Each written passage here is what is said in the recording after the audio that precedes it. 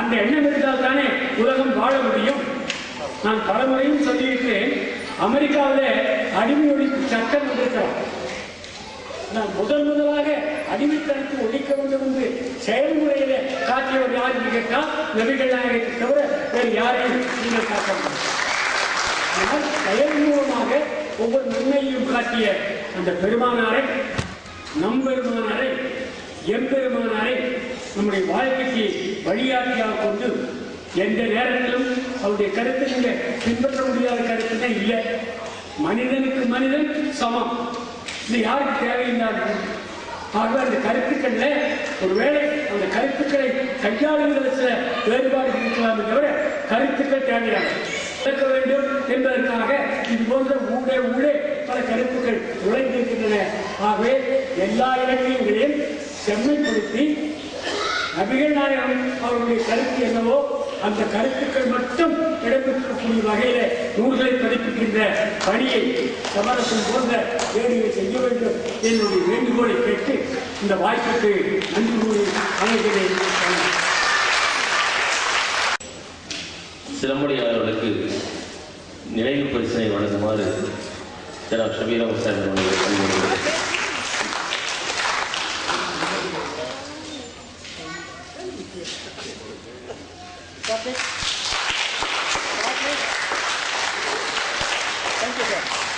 நன்றி.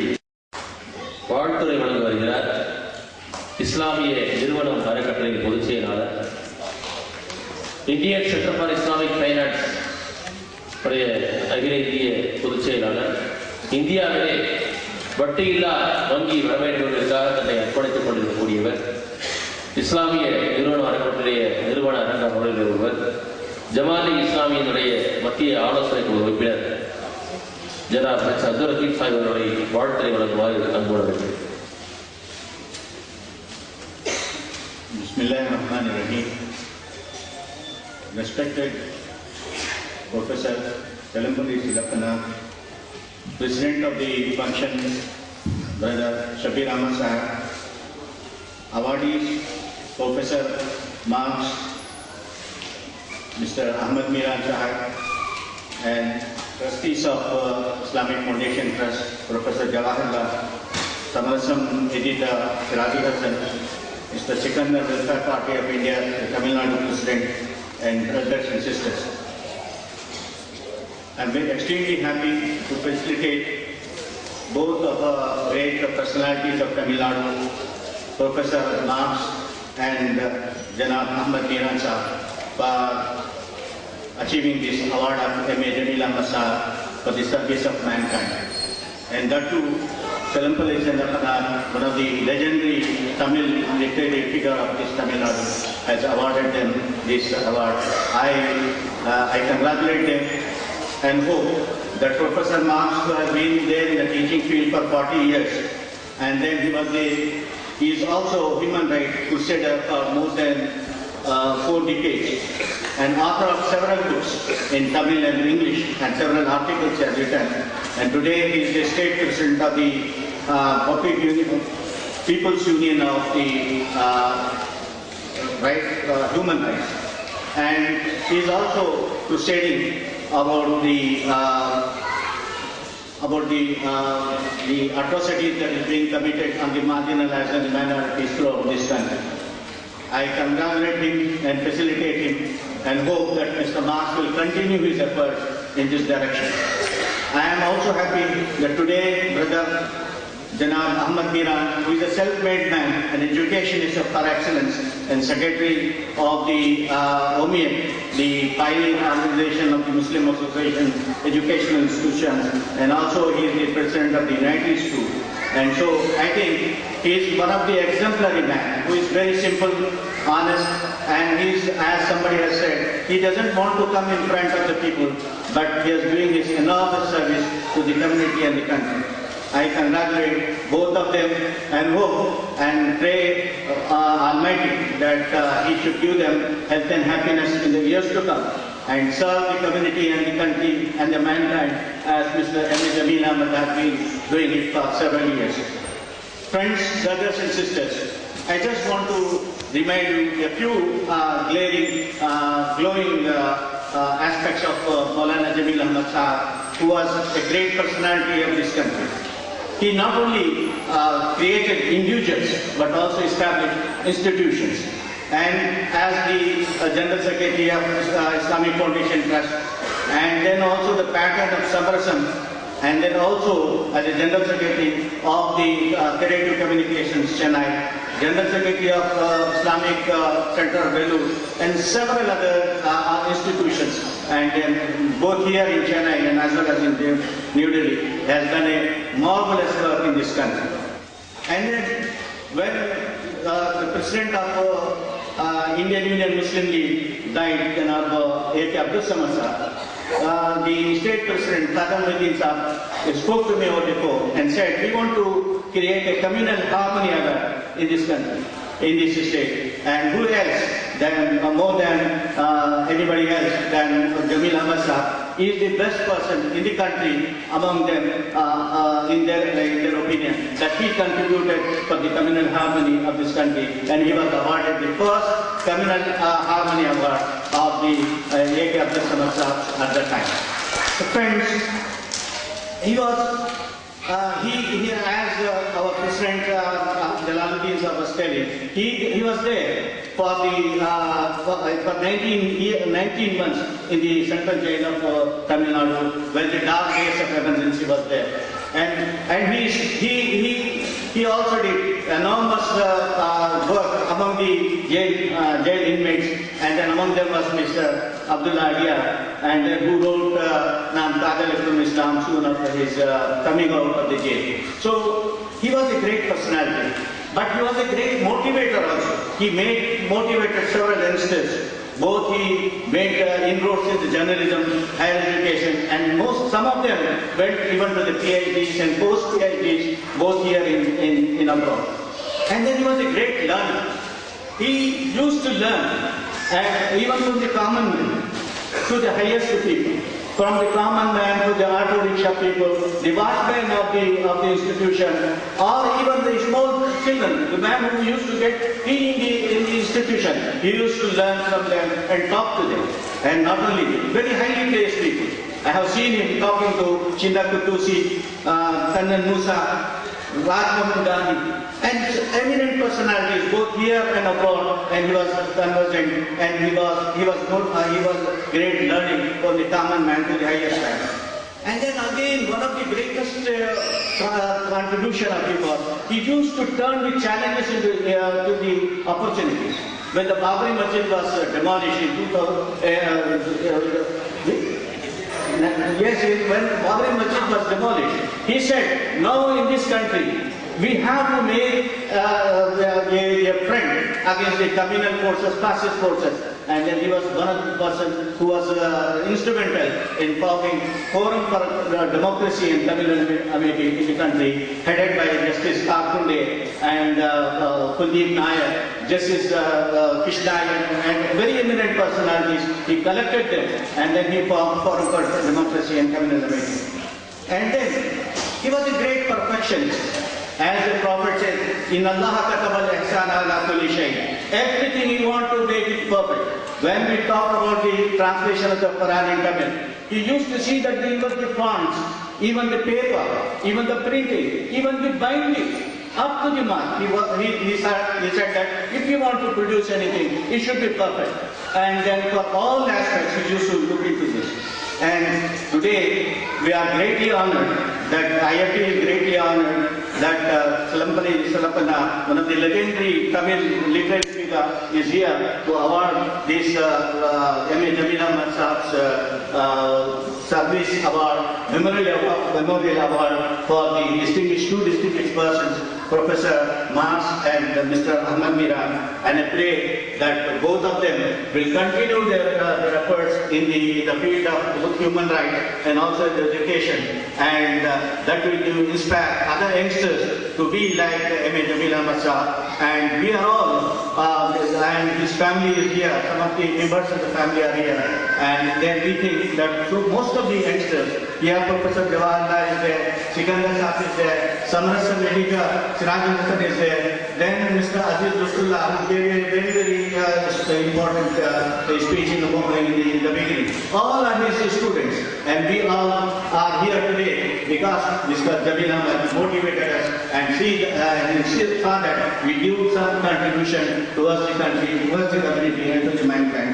I thank and I greatly congratulate these two awardees, both Mr. Ahmed Miraza and our Professor Ma, and hope that they will continuously contribute to the vision and the mission that Mr. M. Jamil Ahmad Sahab had. Thank you very much.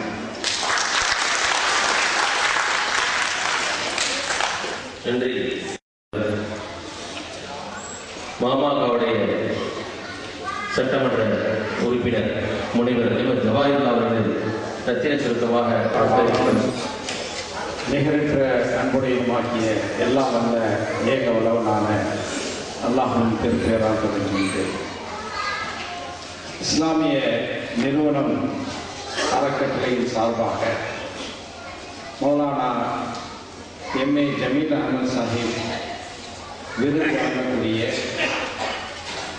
இந்த இனிய நிகழ்ச்சிக்கு தலைமை தாங்கியிருக்கின்ற இஸ்லாமிய நிறுவன ட்ரஸ்டினுடைய தலைவரும் ஜமாத் இஸ்லாமி தமிழ்நாட்டினுடைய தலைவருமான மரியாதைக்குரிய அன்பு சகோதரர் ஷபீர் அஹமது சாஹிப் அவர்களே, மேடையிலே வீற்றிருக்கின்ற அறிஞர் பெருமக்களே, இஸ்லாமிய நிறுவன ட்ரஸ்டினுடைய அரங்காவலர்களே, இந்த விருது பெறும் நிகழ்ச்சியிலே பங்கு கொள்வதற்காக கலந்து கொள்வதற்காக வந்திருக்கின்ற கண்ணியத்திற்குரிய தாய்மார்களே, பெரியவர்களே, அன்பிற்கினிய சகோதரர்களே, சகோதரிகளே, அஸ்ஸலாமு அலைக்கும் வரஹ்மத்துல்லாஹி வபரகாத்துஹு. ஒரு 2 வாரங்களுக்கு முன்பு இஸ்லாமிய நிறுவன ட்ரஸ்டை சேர்ந்த சகோதரர் அமீன் அஹமது அவர்கள் என்னை ஒரு பேட்டி காண்பதற்காக வந்தார். அப்போது இது போன்ற ஒரு தகவலை சொன்னார். பிப்ரவரி 1ஆம் தேதி இது போன்ற ஒரு நிகழ்ச்சி ராஜா அண்ணாமலை மன்றத்திலே நடைபெறுகின்றது என்று சொன்னார். உடனடியாக நான் அதை என்னுடைய நாட்குறிப்பிலே குறித்து வைத்துக் கொண்டேன். இங்கே நான் மேடையில் அமர்வதற்காக நிச்சயமாக வரவில்லை. பார்வையாளர்களில் ஒருவராக அமர்வதற்காக தான் நான் வந்தேன். வலுக்கட்டாயமாக என்னை மேடையில் ஏற்றி அதுவும் ரத்தின சுருக்கமாக பேசவும் சொல்லிவிட்டார்கள். நான் ஏன் இந்த நிகழ்ச்சியில் சட்டமன்ற கூட்டத்தொடர் நடைபெற்றுக் கொண்டிருக்கக்கூடிய நேரத்தில் பல்வேறு அலுவல்கள் இருந்தாலும் கூட நான் ஏன் இங்கே வந்தேன் என்றால், எனக்கும் இன்று யாருடைய பேரிலே இந்த விருது வழங்கப்பட்டிருக்கின்றோ அந்த ஜமீல் அஹமது சாஹிப் அவர்களுக்கும் இருந்த உறவுகள் இப்போது இருக்கக்கூடிய புதிய தலைமுறைக்கு தெரியாது. ஆனால் அழகாக நம்முடைய அப்துல் ரக்கீப் சாஹிப் அவர்கள் சுட்டிக்காட்டினார்கள், அவர்களுடைய மாணவர்களில் ஒருவர் என்று. எங்களுடைய கல்லூரி பருவத்தில் ஜமீல் அஹமது சாஹிப் அவர்களுடன் தொடர்பு எப்படி என்றால், ஒருவரை பண்படுத்துவதற்காக, அவரை செழுமைப்படுத்துவதற்காக அவருடைய முழு நேரத்தையும் செலவழிப்பார். சென்னை மண்ணடியிலே சபரிமலை தெருவிலே இருந்த எங்களுடைய வீட்டுக்கு காலையில் சரியாக 6:30 மணிக்கு வந்து 8:30 மணி வரைக்கும் பல்வேறு விஷயங்களை விவாதிப்பார். அதன் காரணமாக தான் நான் இந்திய மாணவர் இஸ்லாமிய இயக்கத்தில் இருந்தாலும் கூட, இந்திய மாணவர் இஸ்லாமிய இயக்கத்தின் சார்பாக SIM செய்தி மண்டலம் என்று ஒரு பத்திரிகை வந்தாலும் கூட முதலாக என்னுடைய எழுத்துகள் வந்தது சமரசத்திலேதான். அருமை சகோதரர்களே, அதுபோன்று ஜமீல் சாஹிப் அவர்கள் பல்வேறு விஷயங்களை கற்றுத்தந்தார்கள். ரயில் பயணங்களிலும் அந்த பாடம் தொடர்ந்தது. முழு நேர பணியாளராக இருக்கக்கூடிய நீ ஏதாவது ஒரு பணியில சேர வேண்டும் என்று சொல்லி வாணியம்பாடி இஸ்லாமிய கல்லூரியில நான் 25 ஆண்டுகள் பணியாற்றினேன் என்றால் அதற்கு அடிகோல் வகுத்ததும் ஜமீல் அஹமது சாஹிப் என்பதை நான் இந்த நேரத்தில் நினைவு கூற கடமைப்பட்டிருக்கின்றேன். இப்படியே பேசிக்கொண்டு போனால் நேரம் இருக்காது. எனவே அவர்களுடைய பேரிலே வழங்கப்படக்கூடிய இந்த விருது நிகழ்ச்சி உணர்வுபூர்வமாக என்னை இங்கே அழைத்து வந்துவிட்டது. அதே போல இந்த விருது ஆண்டுதோறும் இஸ்லாமிய நிறுவனம் ட்ரஸ்ட் சார்பாக வழங்கப்பட வேண்டும்.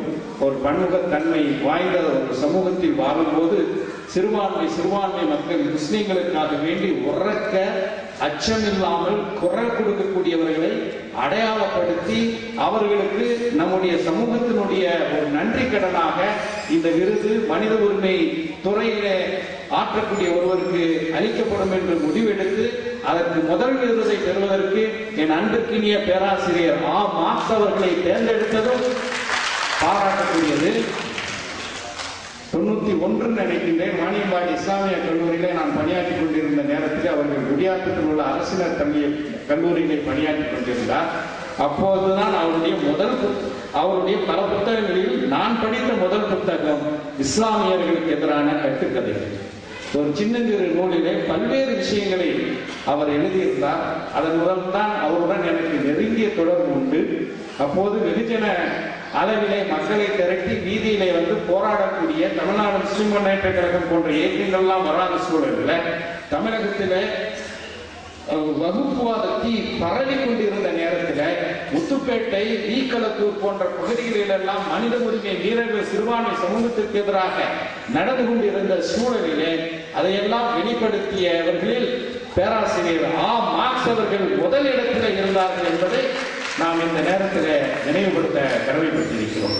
அதே போன்று இந்த சமூகம் ஒரு துறையில மிக அதிகமாக கவனம் செலுத்தினால் நிச்சயமாக அது உயர்வடையும். அது இறைவன் நமக்கு முதலாக திருக்குறான இறக்கிய வசனமே இக்ரா பிஸ்மி ரப்பிக்கல் அதற்கு என்றுதான் ஆரம்பிக்கின்றான். இக்ராவுக்கு தமிழ்ல ஓதுகிறாங்கன்னு மொழிபெயர்த்துட்டாங்க. ஓதுறதுனா ஏதோ ஓதுறன்னு நினைச்சிட்டாங்க. ஆனால் சரியான மொழிபெயர்ப்பு என்றால் ஆங்கிலத்தில் ரீட் என்று சொல்ற மாதிரி தமிழ்ல படிப்பீராக என்று ஆரம்பிக்க வேண்டும். அந்த அடிப்படையில அந்த கல்வித்துறையில எங்களுடைய அருமை சகோதரர் அகமது மீரான் சாஹிப் அவர்கள் இந்த சமூகம் யூனிட்டி பப்ளிக் ஸ்கூல் மட்டுமல்ல, தமிழகத்தினுடைய குக்கிராமங்களிலிருந்து பெருநகரங்கள் வரை பல்வேறு கல்வி நிறுவனங்கள் வருவதற்காக பின்னணியில இருந்திருக்கிறார்கள். இன்று சென்னையில CBSE மாடல்ல முஸ்லிம் சமூகம் மட்டுமல்ல பிற சமூகத்தினரும் நடத்தக்கூடிய பள்ளிக்கூடங்களிலே ஒரு முதன்மையான பள்ளிக்கூடமாக யூனிட்டி பப்ளிக் ஸ்கூல் இருக்கின்றது. அப்படிப்பட்ட ஒரு சிறந்த கல்வியாளரை தேர்ந்தெடுத்து இந்த விருது வழங்கப்பட்டதும் பாராட்டுக்குரியது. இஸ்லாமிய நிறுவனம் ட்ரஸ்டினுடைய இந்த பணி தொடரட்டும். மௌலானா MA ஜமீல் அஹ்மத் சாஹிப் அவர்களுக்கு அல்லாஹ் தஆலா மறுமையில உயர்ந்த பதவியை தருவதற்கு நாம் இந்த நேரத்தில் பிரார்த்தித்துக் கொள்வோமாக என்று சொல்லி விடைபெறுகின்றேன். நன்றி. அடுத்ததாக வெல்ஃபேர் பார்ட்டியுடைய மாநில தலைவர் சகோதரர் சசிகந்தர் காலத்தின் அருமை கருதி சுருக்கமாக முடிக்குமாறு கோருகிறேன். சொன்னதை நம்ம உடனே செஞ்சிடணும். ஏன்னா எல்லாரும் டைமை பார்த்துருக்கீங்க. நேரடியாக செய்திக்கு வருகிறேன். மேடையை விட்டிருக்கின்ற மரியாதைக்குரிய பெரியவர்களே, மௌலானா மருத்துவம் ஜமீல் அஹ்மத் சாஹிப் அவர்களால் உருவாக்கப்பட்டவர்கள் என்று அப்துல் ஹக்கீஸ் அவர்கள் குறிப்பிட்டார்கள். அப்படிப்பட்ட ஒரு விழாவிலே அவருடைய மகன் சகோதரர் கபூர் அவர்களுக்கு பொன்னாடை போர்த்தக்கூடிய ஒரு வாய்ப்பு இன்றைக்கு நமக்கு கிடைத்திருக்கிறது. நான் பெரும் மகிழ்ச்சியாக பதிவு செய்கிறேன். 2-3 செய்தியை மட்டும் இங்கே சொல்வது முக்கியம் என்று கருதுகிறேன்.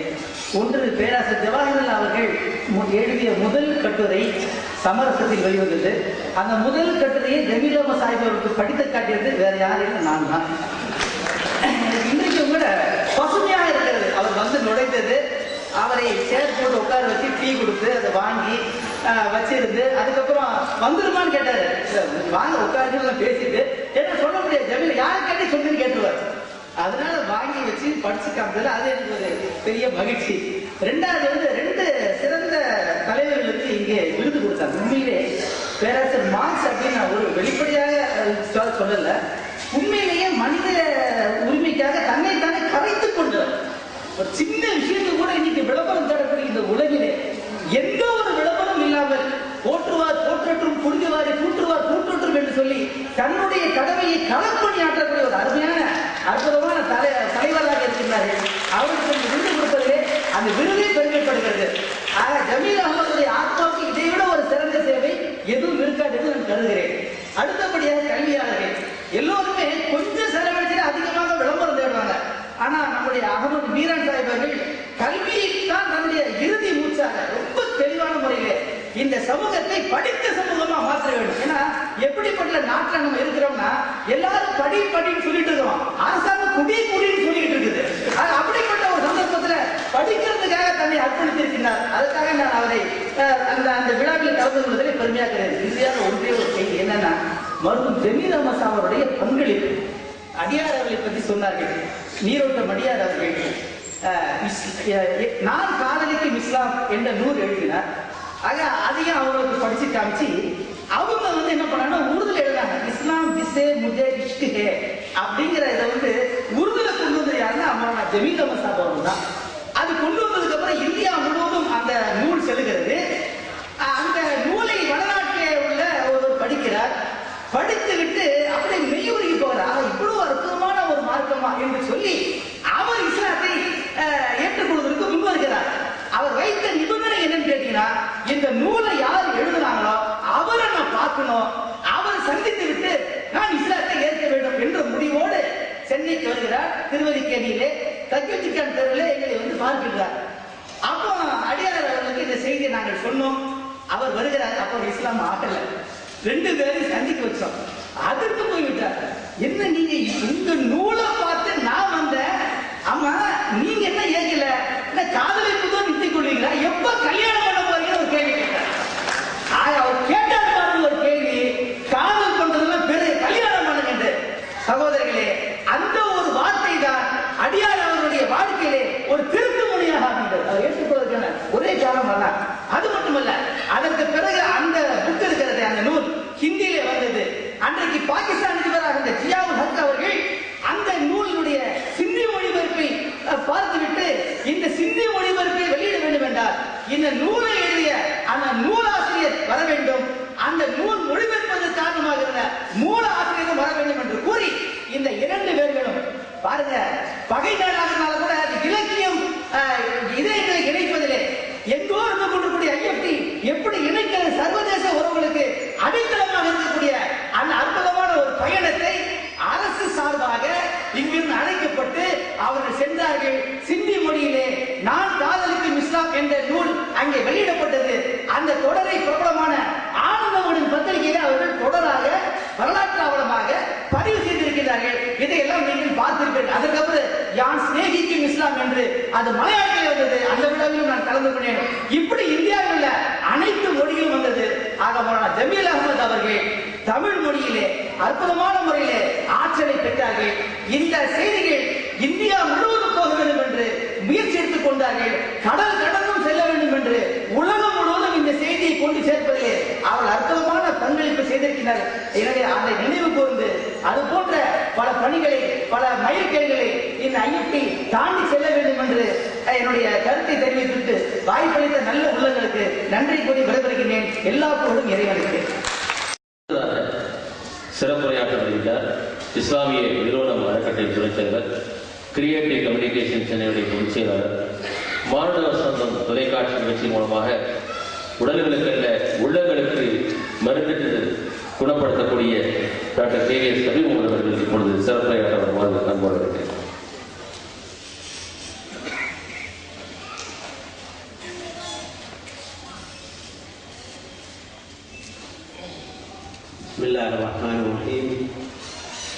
அளவிலா கருணையும் இணையிலா கிருபையுடைய எல்லாம் உள்ள இறைவனின் திருநாமம் போற்றி.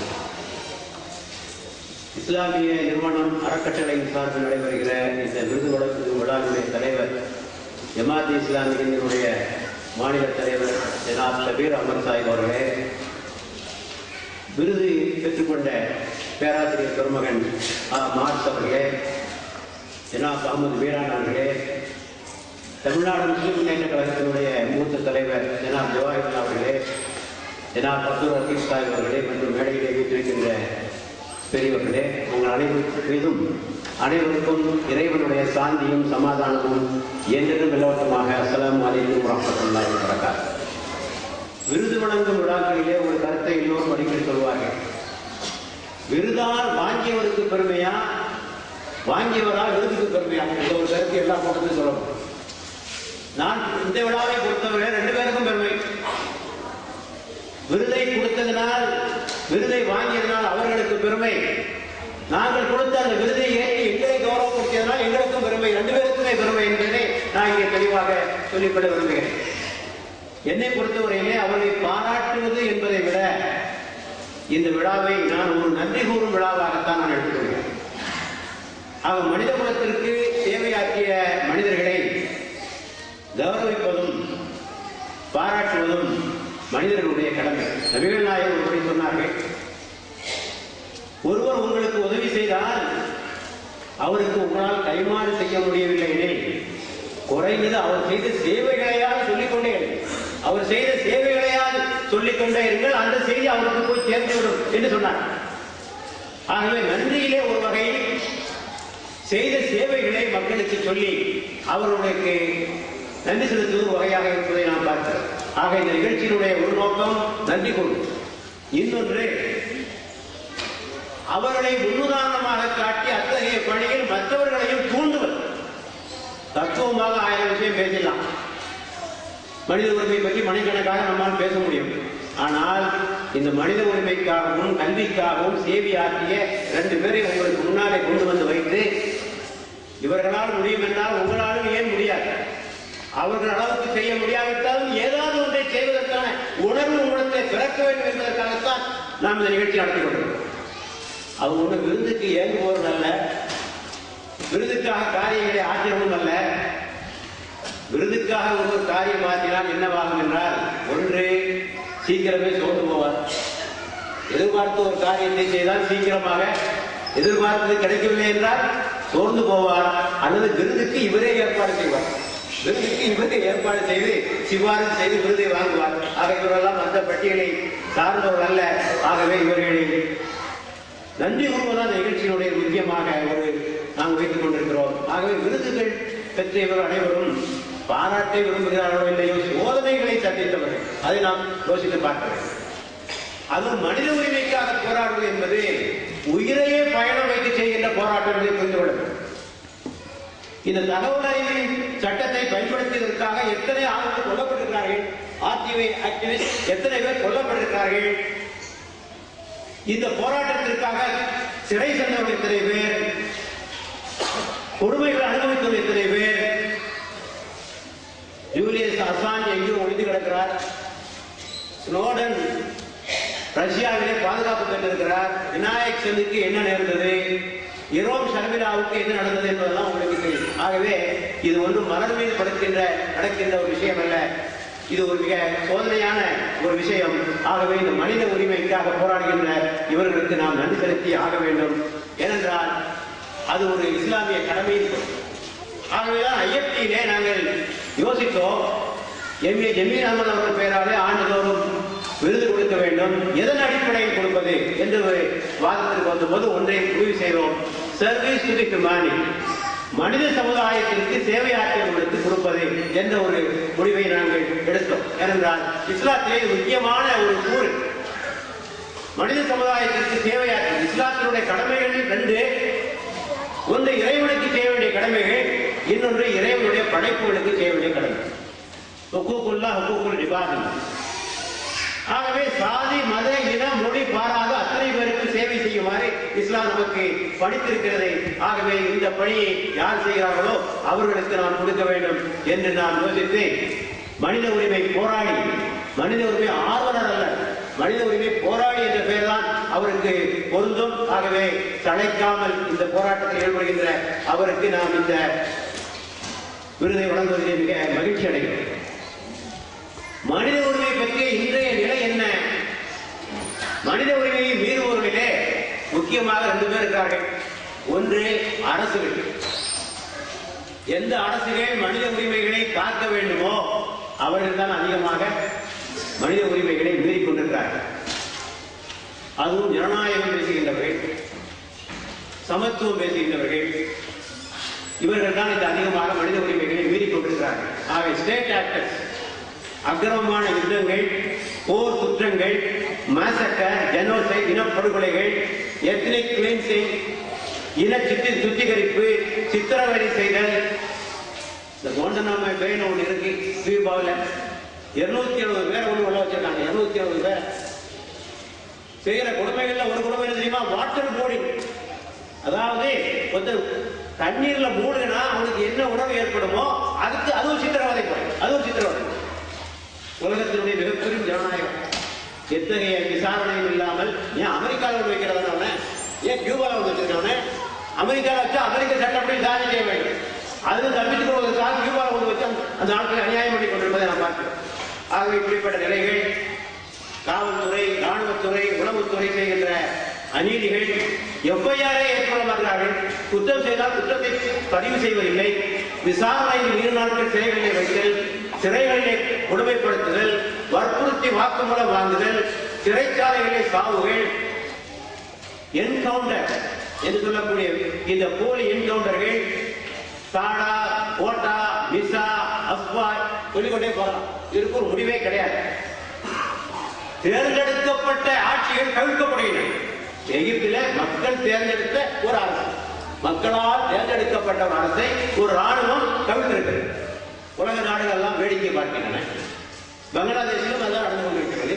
அவர்களாக ஒரு கோட்டை வைத்துக் கொண்டு அதுக்கு பேர் சர்வதேச கோட்டா. ஒரு சர்வதேச நீதிபதி கூட கிடையாது. ஒரு சர்வதேச நீதிபதியும் அதில் கிடையாது.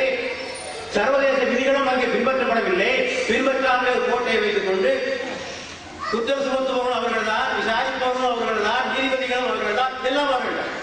இப்படிப்பட்ட பல்வேறு கொடுமைகள் நடந்து கொண்டிருப்ப இந்த சூழ்நிலையிலே பார்த்துக் கொண்டிருக்கிறோம். ஆனால் இதையெல்லாம் மூடி மறைப்பதற்காக அவர்கள் சொல்கின்ற காரணங்கள், ஒன்று நேஷனல் செக்யூரிட்டி, தேச பாதுகாப்பு. தேச பாதுகாப்புக்காக இதெல்லாம் செய்ய வேண்டியிருக்கு என்று சொல்கிறார்கள். டெவலப்மெண்ட், நாட்டை முன்னேற்ற வேண்டும். நிலங்களை கொடுக்கிறது, விவசாய நிலத்தை பறிக்கிறது, நீர் ஆதாரங்களை பறிப்பது, நிலத்தை மாசுபடுத்துவது. ஏன் என்று கேட்டால் டெவலப்மெண்ட், நாட்டின் வளர்ச்சிக்காக நாங்கள் இவற்றை செய்வோம். ராணுவம் செய்கின்ற அக்கிரமங்கள் மீது ஏன் நடவடிக்கை எடுக்கும் கேட்டால் that will demoralize the forces என்று சொல்கிறார். அவருடைய ஒழுக்கத்தை சிதைத்துவிடும், நம்பிக்கையை சிதைத்துவிடும் என்றெல்லாம் சொல்லிக் கொண்டிருக்கிறார். ஆக இதெல்லாம் அரசுகள் செய்கின்ற மனித உரிமை மீறல். இன்னொன்று நான் ஸ்டேட் ஆக்டர்ஸ். இந்த அநீதிகளுக்கு எதிராக குரல் கொடுக்க வந்தவர்கள், அவருடைய நோக்கம் நல்லதா, நாம் அவருடைய குறை சொல்லவில்லை. அநீதிகளுக்கு எதிராக குரல் கொடுக்க வந்தவர்கள் நீதியான வழிமுறைகளை கையாமல் தவறான வழிமுறைகளை கையாண்டு அவர்களும் மனித உரிமையை படித்துக் கொண்டிருக்கிறார். அப்பாவிகளை தாக்குவது, ரயிலில் கொண்டு வைக்கிறது, பஸ்ஸில் கொண்டு வைக்கிறது, கட்டாயப்படுத்தி ராணுவத்தினை சேரும்படியாக செய்வது, பொதுமக்களை கேடயமான ஹியூமன் ஷீல்டாக பயன்படுத்திக் கொண்டு மக்களை கொடுமைப்படுத்துவது, மாரல் போலீசிங் என்று சொல்லிக் கொண்டு இவர்களாகவே சட்டத்தை கையில் எடுத்துக் கொள்வது என்பது பல்வேறு காரியங்களை செய்து கொண்டிருக்கிறார். ஆகவே இஸ்லாம் இந்த மனித உரிமை மீறல்களுக்கு எதிராக மிக அதிகமாக குரல் கொடுக்கக்கூடிய ஒன்றாக இருக்கிறது என்பதனை நீங்கள் குர்ஆனையும் நபிகள் நாயகத்தினுடைய வாழ்க்கையை பார்த்தால் உங்களுக்கு தெளிவாக புரியும் என்பதை புரிந்து கொள்ளலாம். நபிகள் நாயகத்தினுடைய இறுதி உரையை மட்டும் நீங்கள் படித்தால் போதுமான, அதிகமாக ஒன்றும் படிக்க வேண்டாம். நபிகள் நாயகத்தினுடைய கடைசி உரை ஒரு மனித உரிமை சாசனம் என்பது உங்களுக்கு தெளிவாக அங்கே புரியும். இறைவனுக்கு எதிராக பாவம் செய்தால் இறைவன் விரும்பினால் மன்னிப்பான், மன்னிக்காமல் இருப்பான். இறைவனுக்கு எதிராக பாவம் செய்தால் இறைவனிடத்தில் மட்டும் மன்னிப்பு கோரினால் போதுமானது. ஆனால் மனிதர்களுக்கு எதிராக பாவம் செய்தால், மனிதனுடைய உரிமைகளை மீறினால், மனிதனுடைய உடைமைகளுக்கு வேட்டு வைத்தால், பாதிக்கப்பட்ட மனிதன் மன்னிக்காத வரையில் இறைவன் மன்னிப்பதில்லை. நீங்கள் அழுது அழுது புரண்டு இறைவா என்னை மன்னித்து விடு என்று சொன்னாலும் பாதிக்கப்பட்ட மனிதன் மன்னிக்காத வரையில் இறைவன் மன்னிப்பதில்லை என்பது இஸ்லாத்துடைய மிக தெளிவான ஒரு கூற்று. ஆக பலவீனமான மக்களுக்காக போராடுங்கள். குர்ஆன் சொல்கிறது, பலவீனமான ஆண்களையும் பெண்களையும் குழந்தைகளையும் பாதுகாப்பதற்காக நீங்கள் இறைபாதையிலே போராடுவதற்கு தயங்குவதே குர்ஆனிலே உள்ள வசனம். அந்த பாதிக்கப்பட்ட மக்கள் இறைவனிடத்திலே பிரார்த்தனை புரிகிறார்கள், இறைவா ஒன்று எங்களை பாதுகாப்பதற்கான ஒரு உதவியாக அனுப்பிவிடும், அல்லது இந்த ஊரை விட்டு எங்களை வெளியேற்றி. ஒன்று எங்களை பாதுகாப்பதற்கான உதவியாக வர வேண்டும், அல்லது இந்த ஊரை விட்டு நாங்கள் போய்விட வேண்டும். இந்த பாதிக்கப்பட்ட மக்களுக்காக நீங்கள் குரல் கொடுக்க தயங்குவதே என்று குர்ஆன் கேட்கிறது. நபிகள் நாயகம் ஒருமுறை சொன்னார்கள், கொடுமைக்கு உள்ளானவனுக்கு உதவி செய்யுங்கள், கொடுமை செய்பவனுக்கும் உதவி செய்யுங்கள். கொடுமைக்கு உள்ளானவனுக்கு உதவி செய்யுங்கள், கொடுமை செய்பவனுக்கு உதவி செய்யுங்கள். நபித்தோழர்களுக்கு ஒரே குழப்பம், என்ன சொல்றாரு? கொடுமைக்கு உள்ளானவனுக்கு உதவி செய்யலாம், கொடுமை செய்பவனுக்கு எப்படி உதவி செய்ய முடியும் என்று கேட்டபோது நபிகள் நாயகம் சொன்னார்கள், கொடுமை செய்யாதவாறு அவனுடைய கரங்களை தடுத்து நிறுத்துங்கள், அது நீங்கள் அவனுக்கு செய்கின்ற உதவி என்று பெருமானார் சொன்னார்கள். ஆகவே இஸ்லாம் இந்த மனித உரிமை விஷயத்திலே மிக ஆழமான கவனத்தை செலுத்தியிருக்கிறது. வெறும் அறிவுபூர்வமாக மட்டுமல்ல, நாட் ஒன்லி மோரலி அண்ட் லீகலி. மனித உரிமை மீறுவதற்கான சட்டங்களையும் இஸ்லாம் வகுத்திருக்கிறது. சட்டப்பூர்வ நடவடிக்கைக்கான வாய்ப்புகளையும் இஸ்லாம் தந்திருக்கிறது. ஆகவே இவற்றையெல்லாம் நாம் தெளிவாக புரிந்து கொண்டு காரியங்களை ஆற்ற வேண்டும். இவ்வளவு தெளிவாக சொல்லப்பட்டிருந்தோம். முஸ்லிம்கள் இந்த மனித உரிமை மீறல்களை குறித்தோ அக்கறை உடையவர்களாக இருக்கிறார்களா, அதற்காக போராடுகிறார்களா, அதற்காக குரல் கொடுக்கிறார்களா என்றால் ஏமாற்றம் தான் நமக்கு ஏமாற்றம் தான். இதை பற்றி சிந்தனையே இல்லாமல் இருக்கிறார்கள். அல்லது ஒருவேளை அவருடைய சமுதாயம் பாதிக்கப்பட்டால் கொஞ்சம் குரல் கொடுக்கிறார்கள். பொதுவாக மனித உரிமை மீறலை குறித்த சிந்தனை அக்கறை முஸ்லிமிடத்தில் குறைவாக இருக்கிறது என்பதை நாம் ஏற்றுத்தான் ஆகிறோம். இதற்கான காரணம் என்னவென்று பார்க்கிற போது இஸ்லாத்துடைய எல்லைகளை சுருக்கியதுதான் காரணம். இஸ்லாத்தின் எல்லைகளை வழிபாடுகளோடு நிறுத்திக் கொண்டதான் காரணம். இஸ்லாம் என்றால் தொழுகை, நோன்பு, ஹஜ், ஜகாத் என்ற இறைவனுக்கு செய்ய வேண்டிய கடமைகளோடு நிறுத்திக் கொண்டார்கள். படைத்தவனுக்கு செய்ய வேண்டிய கடமைகளோடு நிறுத்திக் கொண்டார்கள். படைப்புகளுக்கு செய்ய வேண்டிய கடமைகளை பற்றி முஸ்லிம் சமுதாயம் அதிகமாக சிந்திக்காதவருடைய விளைவுதான் இதை பற்றிய அக்கறையின்மை நமக்கு ஏற்பட்டிருக்கிறது. ஆகவே இந்த கடமையை செய்ய வேண்டும். இதுவும் ஒரு மார்க்க கடமை. மறுமையில் இது குறித்து உங்களிடத்திலே கேள்வி கேட்கப்படும். ஆக அந்த உணர்வு இருக்க வேண்டும். பெருமானாரிடத்தில் நடந்த ஒரு சம்பவத்தை பாருங்கள். ஒரு அனாதை பெருமானாரிடத்திலே வருகிறார். என்னுடைய சொத்துக்களை எல்லாம் இந்த அபூ ஜஹல் எடுத்துக்கொண்டார் என்று முறையிடுகிறார். பெருமானார் அவர்கள் அவனை கையை பிடித்துக் கொண்டு நேராக இஸ்லாத்துடைய எதிரி அபூ ஜஹல் வீட்டிற்கு சென்றார். எதிரிகள் எல்லாம் பார்க்கிறார்கள், என்ன நடக்கப் போகிறது. முகமது நேரே போகிறார், அபூ ஜஹல் வீட்டில் பெரிய சண்டை நடக்கப் போகிறது என்று குறைசி தலைவர்கள் கண்காணிக்கிறார்கள். நேரா போனார் முகமது ஸல்லல்லாஹு அலைஹி வஸல்லம் அவர்கள். ஒரு சொத்தை கொடுக்குறியா இல்லை, சொத்தை கொடுக்குறாயா இல்லை. உள்ள போனா அபூ ஜஹல் எல்லா சாமானும் எடுத்துட்டு வந்தான். எல்லாருக்கும் ஆச்சரியம், என்னையா முகமது கேட்டா நான் தூக்கி கொடுத்தான். எல்லாரும் அபூ ஜஹல் கேட்டாங்க, என்ன அவருக்குள்ள வந்தா தூக்கி. அவரை பார்த்தாலே பயந்துட்டேன். அவரை பார்த்தால் நான் பயந்து விட்டேன். அவருடைய தொழில இருந்து 2 சிங்கங்கள் புறப்பட்டு கூட உணர்வு எனக்கு ஏற்பட்டது. அவர் கோபம் வந்தது. பெருமானார் உரிமைகள் பறிக்கப்படுகிற போது இந்த கோபம் வர வேண்டும். ஒரு அறிஞன் சொன்னார், பாதிக்கப்பட்ட மனிதனுக்கு கோபம் வருவது போலவே பாதிக்கப்படாத மனிதனுக்கும் எப்போது கோபம் வருகிறதோ அப்போதான் உலகில் நீதி கிட்டும். அவன் பாதிக்கப்பட்டவன் கோபம் அடைகிற ஒரு ஆச்சரியம் கிடையாது. அது வரும் அவனுக்கு. பாதிக்கப்படாத மனிதன் மார்க்ஸ் பாதிக்கப்படாத அவனு கோபம் எல்லாரும் கோபம். பெருமானார் ஜாதியை குறித்து கோபப்பட்டார். அவர் உயர் ஜாதியை சார்ந்தவர், அவருக்கு ஒன்றும் பிரச்சனை இல்லை, கோபப்பட்டார். பெரியார் ஒன்றும் தாழ்த்தப்பட்ட இடத்தை சார்ந்தவர் அல்ல, உயர் ஜாதியை சேர்ந்தவர். அவருக்கு அந்த கொடுமைகளை எதிர்த்து கோபம் வந்தது. ஆக பாதிக்கப்படாத மனிதர்களுக்கும் கோபம் வர வேண்டும். ஆகவே இந்த நிலைக்கு நாம் எல்லோரும் உயர வேண்டும் என்பதை நான் இங்கே சொல்லிக்கொள்ள விரும்புகிறேன். அடுத்தபடியாக நாம் இங்கே விருது வழங்குகின்ற பெருமகன் சகோதரர் அகமது மீரான் அவர்கள் கல்வித்துறையை அவர் ஆற்றிய பணிக்காக நாம் இந்த விருதை வழங்கியிருக்கிறோம். ஒரு சமுதாயத்தினுடைய முன்னேற்றத்திற்கு ஆரம்பம் எங்கென்றால் கல்வி என்பதை நாம் ஒன்றும் ஆராய்ச்சி பண்ண தேவையில்லை. பின்தங்கிய சமுதாய மக்களுடைய தலைவர்கள் எல்லாம் அவருடைய பார்த்து சொல்வதை எப்போது என்று சொல்வார்கள், படி படி என்று சொல்வார். அம்பேத்கர் என்று சொன்னார், எஜுகேட், ஆர்கனைஸ், அஜிடேட். கல்வி, ஒன்று சேர், போராடு. எல்லாரும் சொல்லுவாங்க. அதுவும் பின்தங்கிய ஒதுக்கப்பட்ட மக்கள் அதிகமாக கவனம் செலுத்த வேண்டியது கல்வியில் தான். அது ஊதிய கயிறு கதீரா குர்ஆன் சொல்லுகிறது. எவருக்கு கல்வி ஞானம் வழங்கப்பட்டதோ அவர் அநேக நன்மைகளை பெற்றவராவார். கல்விதான் வலிமையை தருகிறது, கல்விதான் அதிகாரத்தை தருகிறது, கல்விதான் விழிப்புணர்வை தருகிறது, கல்விதான் சுயமரியாதை தருகிறது, கல்விதான் தன்னம்பிக்கையை தருகிறது. எல்லாம் கல்விதான் தருகிறது. ஆக ஒரு நாட்டிற்கு மனித வளமா இயற்கை வளமா என்ற ஒரு கேள்வி எழுப்பினால் 2 தேவைதான். இயற்கை வளம் இல்லாவிட்டாலும் கூட மனித வளம் அங்கே சிறப்பாக இருக்கும் என்றால் அந்த நாடு முன்னேற்றத்தின் பாதையில் செல்லுவதற்கு பல நாடுகளுக்கு உதாரணமாக இருப்பதை பார்க்கிறோம். ஆகவேதான் கல்வி கற்றவர்களும் கல்லாதவர்களும் சமமாவார்களா குர்ஆன் கேட்கிறது. கற்றவர்களும் கல்லாதவர்களும் சமமாவார்களா? கல்லாதவர்கள் விலங்குகளுக்கு ஒப்பாவர் என்று திருமறை சொல்வதை நாம் பார்க்கிறோம். இஸ்லாம் சிந்திக்க தூண்டியது. சிந்தனை செய். இந்த ஒட்டகத்தை ஆராய்ந்து பார். வானம் எவ்வாறு உயர்த்தப்பட்டிருக்கிறது, பூமி எவ்வாறு விரிக்கப்பட்டிருக்கிறது, மலைகள் எவ்வாறு நாட்டப்பட்டுள்ளன, சிந்தித்துப்பார். குர்ஆன் சொல்லியது. விளைவு என்ன? நாடோடிகளாக இருந்த அரபுக்கள், எழுத படிக்க தெரியாத இருந்த அரபுக்கள் விஞ்ஞானத்தின் முன்னோடிகளாக மாறினார்கள். நீங்கள் வரலாற்று பக்கங்களை புரட்டினால் கிபி 7ஆம் நூற்றாண்டிலிருந்து 12ஆம் நூற்றாண்டு வரை உள்ள விஞ்ஞானிகளுடைய பெயர்கள் முஸ்லிம் பெயர்களாக இருக்கும். என்ன காரணம்? இந்த குர்ஆன் கொடுத்த உந்துதல், இந்த தூண்டுதல். ஆகவே இந்த நிலையை உருவாக்குவதற்கு நாம் முயற்சி செய்ய வேண்டும். ஆனால் இந்தியாவிலே முஸ்லிம் நிலை என்ன என்று பார்க்கிற போது தச்சார் கமிட்டி ஒரே வார்த்தையிலே சொல்லிவிட்டது, ஷெட்யூல் இன மக்களை விட இவர்கள் கல்வியிலே பின்தங்கி இருக்கிறார்கள் என்பதனை ஒரே வார்த்தையிலே சொல்லி முடித்து விட்டது. ஆரம்ப கல்வியில கொஞ்சம் அதிகமான பேர் சேருவாங்க. அப்படியே கொஞ்சம் கொஞ்சமா மேல போக உயர்நிலை கல்வி வருகிற போது முஸ்லிம்களுடைய எண்ணிக்கை மிக குறைந்து விடுவதை நம்மால் பார்க்க முடியும். ஆகவே நாம் அதிகமான காரியங்களை செய்ய வேண்டியிருக்கிறது. முன்னேறிய சமுதாயங்கள் மிக வேகமாக போய்கொண்டிருக்கிறார்கள். அவர்களை பிடிக்க வேண்டும் என்றால் அவர்களோடு அதிகமாக உழைக்க வேண்டும். அவர்கள் போகிற வகையில் தந்தாலும் கூட அவர்களை பிடிக்க முடியாது. காலம் சென்ற ஜனாதிபதி KR நாராயண் தாழ்த்தப்பட்ட மக்களை பார்த்து ஒரு கருத்து சொன்னார். நீங்கள் ஒரு அடி எடுத்து வைப்பதற்குள் அவர்கள் 10 அடி எடுத்து வைக்கிறார்கள், எங்கேயோ போய்விடுகிறார்கள். ஆகவே நீங்கள் எவ்வளவு உழைக்க வேண்டும் என்பதை அவர்களுக்கு சொல்லிக்காட்டினார்.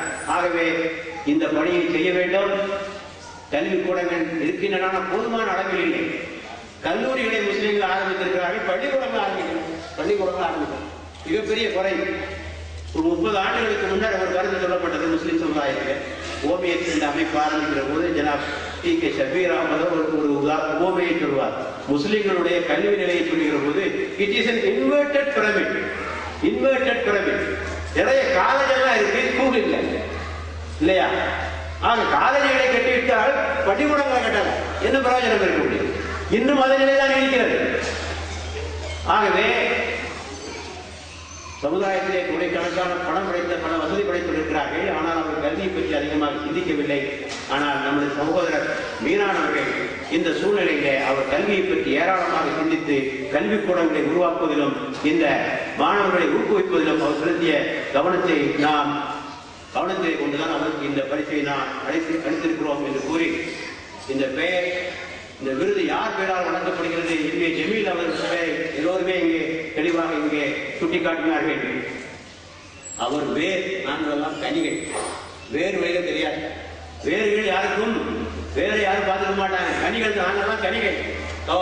ஜவாஹிருல்லா அவர்களோ இந்த உட்கார்ந்து இருக்கின்றவர்களாம் அவருடைய மரத்திலே விளைந்த கனிகளாகி எங்களை நீங்கள் தொலைக்காட்சியை பார்க்கிறீர்கள், மேடையை பார்க்கிறீர்கள். அவர் தெரியாது யார். அத்தகைய ஒரு பெருமான். அவர் தோடு சொன்னார், உருது மொழியை தாய்மொழியாக கொண்டவர் தமிழிலே உயர்ந்த இலக்கிய தரத்தோடு கூடிய ஒரு குர்ஆனை மொழிபெயர்ப்பை கொண்டு எவ்வளவு கடினமான காரியம் என்பதை நீங்கள் எண்ணிப்பார்கள். 150 தமிழ் புத்தகங்களை கொண்டு வருவது எவ்வளவு கடினமான காரியம் என்பதை நீங்கள் எண்ணிப்பாருங்கள். அவர் சிறந்த அறிவுஜீவியாக இருந்தார். இவர் இன்டலெக்சுவல். அதே சமயத்தில் மேனேஜ்மெண்ட் ஸ்கில் அவர் 2 பலகட்டு இருக்கார். அறிவுஜீவிகளாக இருப்பார்கள், மேலாண்மை திறன் பன்னெண்டத்திலே இருக்கார். அதுவும் இருந்தது, களப்பணியும் இருந்தது. சொன்னார் 2 மணி நேரம் எங்க வீட்டில் வந்து பேசுவார். உலகத்தில் யாராவது பார்த்தீங்களா? ஒரு ஆளை உருவாக்குறதுக்காக, நல்ல தலைவர்களை உருவாக்குவதற்காக தேடி தேடி வீடுவீடாக சென்றார். எப்படியாயும் நல்ல தலைவர்களை உருவாக்கி வர வேண்டும். சொல்லுவார்கள், சக்சஸ் லைஸ் இன் சக்சஷன். வெற்றி என்பதே நமது வாரிசுகளை உருவாக்குவதில் தான் அமைந்தது. நாம் மட்டும் பேசி நாம் மட்டும் எழுதி போய்விட்டால் ஒன்றுமில்லை. வாரிசுகளை உருவாக்க வேண்டும். அந்த பணியை அவர் செய்தார். அவர் புத்தகங்களை மட்டும் உருவாக்கவில்லை, அவர் ஆட்களையும் உருவாக்கினார் என்பதையும் தெரிந்து கொள்ள வேண்டும். சமரசம் அவர் விட்டு சென்ற மிகப்பெரிய ஒரு சொத்தாக நாம் பார்க்கிறோம். டெக்ஸி என்ற ஒரு அமைப்பு மதுரையிலே மருத்துவ வசதி இல்லாத ஊர்களுக்கு இலவசமாக மருத்துவ சேவை செய்கின்ற ஒரு நடமாடும் மருத்துவ ஊர்தியை உருவாக்கியதிலும் அவருக்கு மிகப்பெரிய பங்கு உண்டு. போஸ்டல் லைப்ரரி என்று ஒன்றை ஆரம்பித்தார். இஸ்லாத்தை பற்றி தெரிந்து விரும்புவர்களுக்கு போஸ்டல் மூலமாகவே புத்தகங்களை ஒரு புத்தகத்தை அனுப்புவது, அதை திருப்பி அனுப்புவதற்கான ஸ்டாம்பையும் உள்ளே வைத்து அனுப்புவது. அவர் அந்த புத்தகத்தை அனுப்பிவிடுவார். அடுத்த புத்தகம் அவர் அனுப்புவோம். 5000 பேர் மெம்பராக 5000 பேர் மெம்பராக ஆக இத்தகைய பணிகளை எல்லாம் செய்தார். எனக்குள்ள ஒரு பெரிய குறை என்னவென்றால், மானுட சொந்தம் ஆரம்பித்த காலகட்டத்தில் அவர் ஓய்வு பெறும் காலத்தில் வந்துவிட்டார். இன்று மட்டும் அவர் நம்மிடத்திலே இருந்திருப்பார் சொன்னால் இந்த மானுடம் இன்னும் பல உயரங்களை அது தொட்டிருக்கும். என்னுடைய பல ஆலோசனைகள் வழங்கியிருப்பார். அவர் இல்லையே என்று ஒவ்வொரு நிகழ்ச்சியை நான் தயாரிக்கின்ற போது நான் கவலைப்படாமல் இருந்தது கிடையாது. ஆகவே அவருக்காகவும் இந்த கூட்டத்திலே நான் துவா செய்கிறேன். அத்தோடு இங்கே விருது வாங்கிய இந்த 2 பெருமகன்களையும் நான் வாழ்த்துகிறேன். இறைவன் அவர்களுக்கு நல்ல உடல் நலத்தையும் நீண்ட ஆயுளையும் தர வேண்டும். இன்னும் இந்த பணியை, கல்வி பணியையும், இந்த மனித உரிமை போராட்டத்திற்கான பணியையும் அவர்கள் தொடர்ந்து செய்ய வேண்டும். அவர்கள் மூலமாக உணர்வு பெற்று நாம் அந்த பணியை செய்ய வேண்டும். இதற்குரிய வல்லமையையும் ஆற்றலையும் எல்லாம் இறைவன் உங்களுக்கும் எனக்கும் தர வேண்டும் என்று கூறி வாய்ப்பளித்து நன்றி கூறி விடைபெறுகிறேன். எல்லா புகழும் நிறைவேறுவோம். இப்பொழுது நிகழ்ச்சியின் இறுதி பகுதிக்கு வந்துவிட்டோம். நிகழ்ச்சி நிறைவுறுவதற்கு முன்னதாக விருது பெற்ற பெருமகனுடைய ஏற்புரை. முதலாவதாக கல்வி சேவைக்காக எம்ஏ ஜமீல் அகமது விருது பெற்ற ஜனாப் எஸ் அகமது மீரான் சாஹிப் அவர்களை ஏற்புரை வழங்குமாறு அன்போடு அழைக்கிறேன்.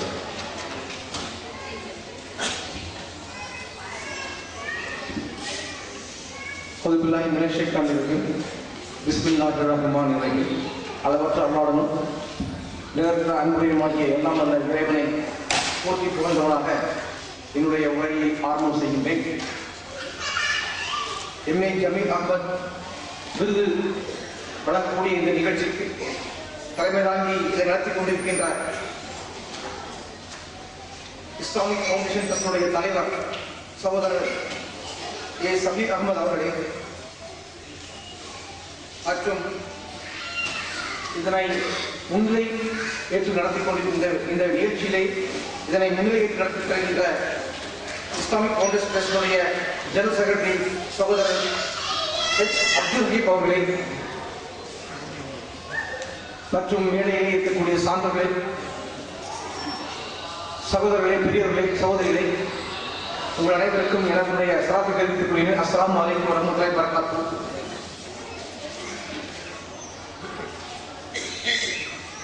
இந்த விருதை எனக்கு அளித்து என்னை எனக்கு ஒரு மகிழ்ச்சியை ஏற்படுத்தி தந்த இந்த ஒரு தொழில் ப்ரொஃபஷனல் போலீஸ் என்ற தொழிலை வெற்றிகரமாக நடத்துவதற்கான ஒரு அறிவை கொடுத்தது என்னுடைய படிப்பு, கல்வி. என்னுடைய தாய் தந்தையர்கள் எனக்கு கொடுத்த ஒரு கல்வி. கல்வியானது ஒரு டூல். அது ஒரு டூல். எவ்வாறு ஒரு படித்த விவரமான ஒரு மெக்கானிக், அவர் ஒரு ஃபேமஸான மெக்கானிக், 2 மோட்டார் பைக் அவரால் திறமையாக அதை ரிப்பேர் செய்ய முடியும். நல்ல திறமையான மெக்கானிக். ஆனால் அதே சமயத்தில் அவருக்கு ஒரு ஸ்பேனர் இல்லைன்னு, ஒரு ஸ்பேனர், அந்த ஸ்பேனர் இல்லைன்னா அவரால் அந்த மெக்கானிக் வேலையை ஒழுங்காக செய்ய முடியாது.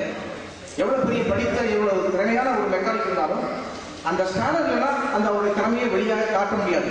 அதுபோல ஒரு மனிதன் முன்னேறுவதற்கு ஒரு படிப்பு என்பது ஒரு டூல். அந்த டூல் ஒழுங்காக நம்ம பயன்படுத்தினால் கண்டிப்பாக முன்னேற முடியும் என்ற ஒரு ஆழமான கருத்தை நான் ஒரு 35-40 வயதிலே தெரிந்து கொண்டேன். படித்தோம், அங்கே நல்லா முயற்சி செய்து தொழிலில் முன்னேறோம். நான் ஏற்கனவே சொன்ன மாதிரி டெலிஃபோன் பண்ண வர பார்ப்பேன். அதற்கு பிறகு தொழில் செய்ய வேண்டும் என்று சென்னைக்கு வந்து உழைக்க வேண்டும், முன்னேற வேண்டும், நன்றாக ஒரு தொழிலையே நாம் வெற்றி பெற வேண்டும் என்று ஆர்வத்தோடு உழைத்தோம். உழைக்கும் பொழுது நாம் வெற்றி பெற்ற பிறகு, எல்லாம் என்னுடைய அருளாளர் தொழிலை வெற்றி பெற்ற பிறகு நாம் சமுதாயத்திற்கு என்ன செய்ய வேண்டும் என்று பல நேரங்களிலே யோசிக்கும் பொழுது பல ஒர்க் ஷாப்பிலே போய் கலந்து கொண்டு நம்முடைய திறமையை வளர்ப்பதற்காக பல ஒர்க் ஷாப்பை சென்று நாம் கலந்து கொண்ட போது தெரிந்து கொண்ட விஷயங்கள், இந்த கல்வியானது ஒரு டூல். ஒரு கிராமத்தை பிறந்து இந்த அளவிற்கு ஒரு வெற்றியை கொடுத்தது என்னவென்றால் அந்த கல்வி. எனவே நம்முடைய சமுதாய மக்கள் முன்னேற வேண்டும் என்றால் இந்த கல்விதான் சரியான ஒரு துறை. அந்த துறையை நாம் இயங்க வேண்டும், இறங்க வேண்டும் என்று ஒரு ஆர்வம் எனக்கு வந்தது. எனக்கு தெரியும், நான் இந்த கல்விக்கூடங்கள் ஆரம்பிப்பதற்கு முன்னால் கூட நம்முடைய மதிப்புக்குரிய சகோதரர் ஜவஹர்லால் அவர்கள் பார்த்துருக்காங்க, பார்த்தாங்க. 2001-2002 என்ன பார்த்து சொன்னாங்க, நீங்களாம் கல்விக்கூடங்கள் ஆரம்பிக்கணும், கல்வித்துறை நீங்க போங்க அப்படின்னு சொல்லி எனக்கு ஒரு யோசனை கொடுத்தாங்க. இது போன்ற பல அனுபவங்கள் மூலமாக கல்வித்துறை தான் நம்முடைய மக்களுக்கு ஒரு முன்னேற்றத்தை ஏற்படுத்தக்கூடும். அது மட்டுமல்ல, கல்வி என்பதாக நம்ம வந்து பார்த்தீங்கன்னா நம்ம படிக்கக்கூடிய கல்விகள் வந்து பார்த்தீங்கன்னா நம்ம வந்து அகாடமிக்ஸ்கள் படிச்சுட்டு இருக்கோம். நம்ம இஸ்லாமிய மார்க்கத்தை தெரிந்து கொள்வதற்கான கல்விக்கூடங்கள் எந்த கல்விக்கூடமே கிடையாது. ஒரு முஸ்லீம் நடத்தக்கூடிய கல்வியானது அது செக்குலர் கல்விக்கூடமாக இயங்கி வருகின்றது. நாம் இஸ்லாத்தை படிப்பதற்கு வேண்டும் என்று காலையில் வந்து நம்முடைய பள்ளிவாசலே அதற்கென்று காலையை சென்று அந்த இஸ்லாமிய படிப்பை அரபு பாடத்தை படிக்க வேண்டிய சூழ்நிலை தான் எல்லா இடமும் இருக்கின்றது. ஆனால் அந்த சூழ்நிலையில் எந்த மாணவனும் சரியாக அரபி படிப்பது கிடையாது. அரபி படிப்பு இஸ்லாத்தை தெரிந்து கொள்வது கிடையாது. பெரும்பாலான இடங்களில் சென்னை போன்ற பெரிய நகரங்களும் சரி கிராமங்களும் சரி சரியான முறையில் ஒரு முஸ்லீம் மாணவன் தன்னுடைய இஸ்லாத்தை பற்றி படிப்பதற்கான வாய்ப்பு இல்லை. படிக்கிறோம், செக்குலர் கல்வி படிக்கிறோம், இஸ்லாமிய அறிவு நமக்கு சுத்தமாக கிடையாது.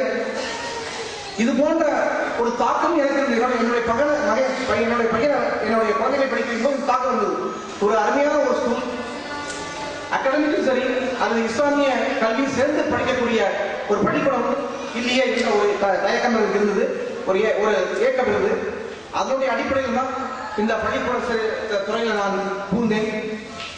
பொதுவாகவே எந்த ஒரு துறையும் ஒரு முழுமையாக சிறப்பாக செய்ய வேண்டிய ஒரு எண்ணம் அதனுடைய குணம். எந்த துறையுமே சிறப்பாக செய்ய வேண்டும், பெர்ஃபெக்ஷன் சொன்னாங்க. அவங்க வந்து நம்முடைய ஜமீல் அகமது அவர்களை பார்த்து சொல்லும்போது அவர்கள் எதையுமே மிக சிறப்பாக செய்யக்கூடியவர்கள். அந்த எண்ணம் எனக்கு உண்டு. எந்த துறையுமே எந்த செயலுமே ஒரு சிறப்பாக செய்ய வேண்டும் என்ற அந்த ஒரு எண்ணத்தை இறைவனை நான் கொடுத்துள்ளார். அது போலதான் நாங்கள் நடத்தக்கூடிய அந்த ப்ரொஃபஷனல் கொரியரும் உங்களுக்கு இன்று ஒரு அருமையான சேவையை செய்து வருகின்றோம். அதுவும் சேவை தான். அப்கோர்ஸ் நாங்கள் வந்து பணம் சம்பாதிக்கிறோம். ஆனால் உண்மையிலேயே நான் வந்து பல இடங்களும் சரி எங்கு சென்றாலும் என்னை பற்றி கேட்கும் பொழுது அவர்கள் இந்த நாங்கள் செய்யக்கூடிய சேவையை மிகவும் பாராட்டுவார்கள். ஒவ்வொரு ட்ரெயினில் போகும் செல்லலாம், பஸ்ஸில் போகும் செல்லலாம், அல்லது எங்க பொதுமக்கள் எந்த இடத்துல போய் பார்த்தாலும் நீங்க செய்யக்கூடிய சேவையானது மிக பிரமாண்டமான சேவை என்று சொல்லக்கூடிய அளவுக்கு இந்த சேவையை நாங்கள் செய்து வருகின்றோம். அதுபோல இந்த கல்வித்துறையும் சிறப்பாக செய்ய வேண்டும் என்ற ஆர்வம், செய்யக்கூடிய துறையும் நல்ல செய்ய என்று நாங்கள் நம்ம வந்து ட்ரஸ்ட் ஏற்படுத்தி அதில் வந்து அதிகமான பணத்தை செலவழித்து நீங்கள் பார்த்துட்டு அந்த அளவுக்கு ஒரு இன்ஃப்ராஸ்ட்ரக்சர் ஏற்படுத்தி கிட்டத்தட்ட 2400 மாணவர்கள் படிக்கக்கூடிய ஒரு பள்ளிக்கூடத்தை நாங்கள் நிறுவியுள்ளோம். நான் வந்து சிபிஎஸ்சி அப்ளிகேஷனுக்காக வந்து என்ஓசி ஸ்டேட் கவர்மெண்ட் வந்து ஒரு என்ஓசி எடுத்துக்கொண்டிருக்கோம். அந்த என்ஓசி எடுப்பதற்காக ஏற்கனவே ஒரு என்ஓசி நாங்கள் பெற்றுவிட்டோம். அது ஆதம்பாக்கத்தில் ஒரு ஸ்கூல் நடத்தி யூனிட் பப்ளிக் ஸ்கூல் ஸ்கூலை ஆதம்பாக்கத்தில் நடத்தும்போது அதை என்ஓசி வழங்குவதற்காக நம்முடைய தலைவர் சோதர் ஜவஹர் அவர்கள் உதவி செய்து அந்த என்ஓசி எடுத்துக்கிட்டார்கள். நாங்கள் இடம் காணாது என்பதற்காக திரும்ப இடம் பார்க்கும்போது கோட்டூர்ல ஒரு 10 கிரவுண்டு வேணும். 10 கிரவுண்ட் வந்து அந்த இடத்துல வந்து 3 கோடி ரூபாய். இன்னைக்கு வந்து ஒரு கிரவுண்ட் வந்து அந்த 1.5 கோடி ரூபாய் ஓடிட்டு இருக்கு. 2008 வரும்போது ஒரு கிரவுண்ட் 30 லட்சம் ரூபாய் 10 கிரவுண்ட் வாங்கணும், 3 கோடி கொடுத்து வாங்கணும். அப்போ அந்த டைரக்டர் ஸ்கூல் எஜுகேஷன் டைரக்டர் என்ன கேட்கிறாரு, நீங்க வந்து இவ்வளவு பெரிய கோடிக்கணக்கில் போட்டு இந்த படம் அந்த சிவில் ஆரம்பிக்கிறீங்களா, உங்களுக்கு என்ன நோக்கம் என்று. ஏன்னா நீங்கள் வந்து ஒரு தொழில் நடத்திட்டு இருக்கீங்க, இந்த தொழில் மூலமாக நீங்க சம்பாதிச்சு இருக்கீங்க, இந்த படத்தை வந்து நீங்க நல்ல ஒரு வருமானம் உள்ள தொழிலாக நடத்தலாம, நல்ல வருமானம் சம்பாதிக்கலாம, என்ன நோக்கத்தை இவ்வளவு கோடிக்கணக்கில் போட்டு நீங்க ஸ்கூல் ஆரம்பிக்கிறீன்ற கேள்வியை அவர் ஆட்சிக்கு கேட்டான். நான் சொன்னேன், எங்களுடைய சமுதாயம் உங்களுக்கு தெரியும் சார், உங்களுடைய சமுதாயம் வந்து அப்பதான் சச்சர் கணக்கில் வந்து ரிப்போர்ட்ல வந்து கல்வியில பின்தங்கி இருக்கின்றோம். எங்களுடைய சமுதாயத்தை முன்னேற வைக்க வேண்டும் என்ற ஒரு ஆர்வத்தோடு தான் வந்து நாங்கள் வந்து இந்த அளவுக்கு பணத்தை நாங்கள் போட்டு ஒரு நல்ல அருமையான பள்ளிக்கூடத்தை உருவாக்க வேண்டும் என்று எண்ணுகின்றோம் என்ற எண்ணத்தை அவர்கள் நான் பதில் சொன்னேன்.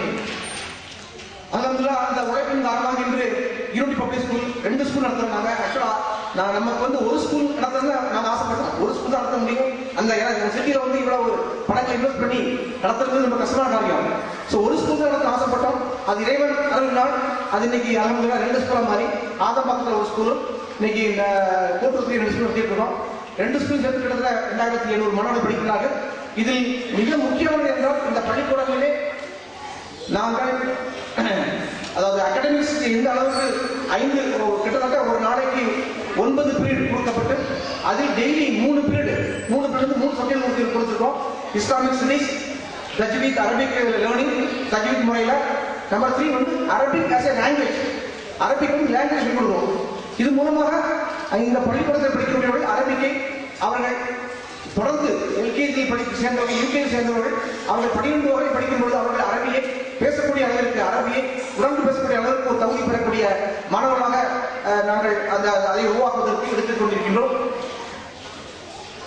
ஏறத்தாழ கிட்டத்தட்ட இந்த மூணு துறைகளிலும் நாங்கள் அமர்த்திய ஆசிரியர்கள் ஏறத்தாழ 38 ஆசிரியர்கள் இந்த பள்ளிக்கூடத்திலே யூபிஎஸ் இந்த பள்ளிக்கூடத்திலே இந்த 3 பீரியடில் நடத்துவதற்காக இந்த 3 துறைகளில் கவனம் செலுத்துவதற்காக 38 ஆசிரியர்கள் இருக்கின்றார்கள்.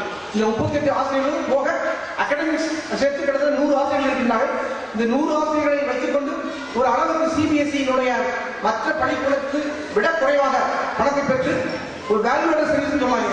இது மூலமாக இஸ்லாமிக் ஸ்டடீஸ் கொடுத்து வேல்யூவேட்டர் சர்வீஸ் கொடுத்து இந்த பள்ளிக்கூடத்தை நடத்தி வருகின்றோம்.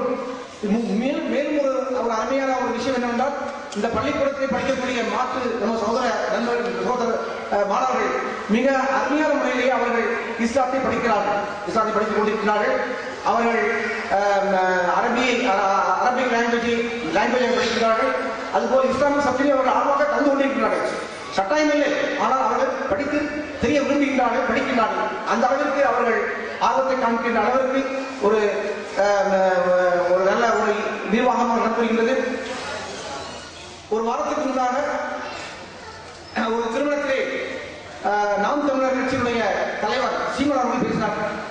அவர்கள் பேசும்பொழுது அவர்கள் படித்த பள்ளிக்கூடம் இளைஞர்களிலே உள்ள முஸ்லீம்கள் பள்ளிக்கூடம், முஸ்லீம் நடத்தக்கூடிய பள்ளிக்கூடம். அந்த பள்ளிக்கூடத்தை படிக்கும் பொழுது நான் ஏறத்தாழ அந்த பள்ளிக்கூடத்தை 7-8 படித்தேன் சொன்னார். பள்ளிக்கூடத்தை படிக்கும் பொழுது அந்த படித்த காலத்திலே அவரை பார்த்து யாரும் நீ எந்த ஜாதி என்று கேட்டது கிடையாது, அப்படிப்பட்ட பள்ளிக்கூடமாக எனக்கு விளங்கியது என்று மிக அருமையாக இருக்கிறார்.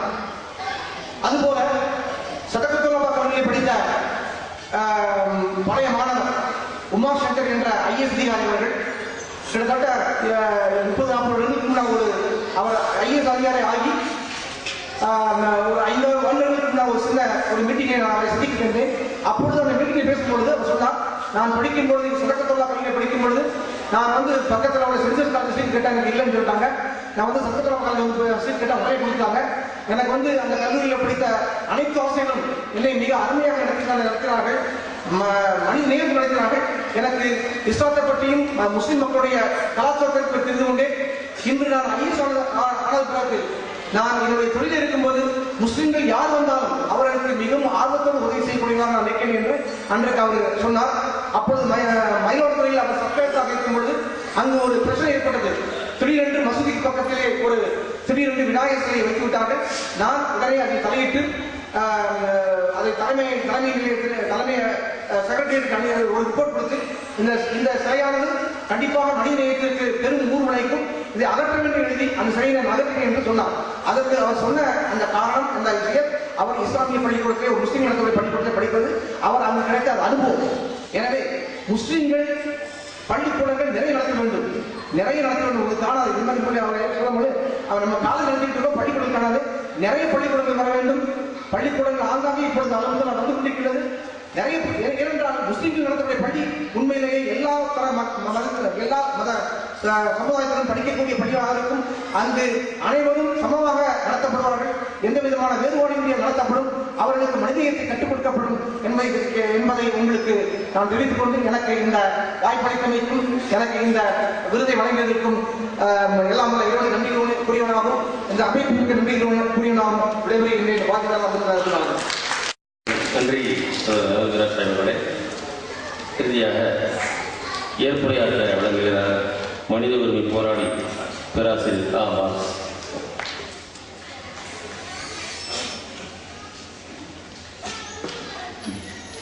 எங்களுக்கு விருது வழங்கி தொடர்புபடுத்தி இந்த விழாவிற்கு தலைமையேற்று கொண்டிருக்கக்கூடிய மதிப்புக்குரிய ஷபீர் அவர்களே, இங்கே வாழ்த்துறை வழங்கிய மதிப்புக்குரிய அப்துல் ரஹீப் அவர்களே, எங்களுக்கு பரிசு வழங்கி சென்றிருக்கக்கூடிய கவர்னர் சிலம்புரி செல்லப்பனார் அவர்களே, இங்கே விரிவாக வாழ்த்துறை வழங்கிய மதிப்புக்குரிய டாக்டர் கே.வி. ஹபீப் அவர்களே, என்னுடன் விருது பெற்றிருக்கக்கூடிய அகமது மீரான் அவர்களே, இங்கே வந்து பாட்டு வழங்கிய தமிழ்நாடு முஸ்லீம் முன்னேற்ற கழகத்தினுடைய தலைவர் பேராசிரியர் ஜவஹர்லால் அவர்களே, மேடையில் இருக்கக்கூடிய ஐஎஃப்பி அமைப்பினுடைய முக்கிய தலைவர்களே, இங்கே வந்திருக்கக்கூடிய நண்பர்களே, என்னுடைய அன்புடைய வணக்கம் சொல்லியிருக்கிறேன். இங்கே இந்த விருதை அளித்து பெருமைப்படுத்தியமைக்கு முதலில் ஐஎஃப்பிக்கும் வந்தவர்கள் வாழ்க்கையை எல்லோருக்குடைய நன்றிகளை சொல்லிக் கொள்கிறேன். இங்கு எங்களை பற்றி பேசிய நல்ல சொற்களும் எங்கள் மீது நீங்கள் வைக்கக்கூடிய நம்பிக்கையும் உண்மையிலேயே ரொம்ப மனதை நிகழ்த்தி இருக்கிறது. எந்த அளவுக்கு நீங்கள் வைக்கக்கூடிய நம்பிக்கைகளை எல்லாம் காப்பாற்ற முடியும் என்கிற ஒரு எண்ணமும் ஏற்படக்கூடிய ஒரு நிகழ்வாக இல்லாமல் அமைந்திருக்கிறது. மனித உரிமை பணிகளில் நாங்கள் என்னை பொறுத்தமட்டில் அது ஒரு முழுநேர பணி எனக்கு கிடையாது. எங்கள் எல்லோருக்கும் தெரியும். கல்லூரி ஆசிரியராக இருந்தபொழுது அந்த ஆசிரியர் பணிகளுக்கு மத்தியில் செய்த பணி அது. அதற்கு பிறகு ஓய்வு பெற்ற பிறகு கூட எழுத்து பணிகள், ஊர்தோறும் சென்று பல்வேறு கூட்டங்களில் கலந்து கொண்டு பேசக்கூடிய பணிகள் ஆகியவற்றுக்கு மத்தியில் தான் இதை நாங்கள் செய்கிறோம். ஆனால் அதே நேரத்தில் மிகப்பெரிய அளவில் இங்கே மனித உரிமை மீறல்கள் நடைபெற்றுக் கொண்டிருக்கக்கூடிய சூழலில் இன்னும் நிறைய பேர் இதில் ஈடுபட்டு முழு நேர பணியாக செய்ய வேண்டிய ஒரு சூழல் இருக்கிறது. நம்முடைய நாட்டை பொறுத்தமட்டில் உலகத்தில் இப்பொழுது இங்கு எல்லோரும் பேசியது போல ஒரு பெரிய நெருக்கடியை சந்தித்துக் கொண்டிருக்கக்கூடிய சூழல், குறிப்பாக இஸ்லாமிய சமூகம் சந்தித்துக் கொண்டிருக்கக்கூடிய சூழல் இங்கும் அது பிரதிபலித்துக் கொண்டிருக்கக்கூடிய ஒரு நிலை இருக்கிறது. ஒரு பக்கம். இன்னொரு பக்கம் நம்முடைய நாட்டில் உள்ள அரசியல் சட்டம் மிக விரிவாக இந்த மனித உரிமைகள் குறித்து பேசியிருக்கிறது.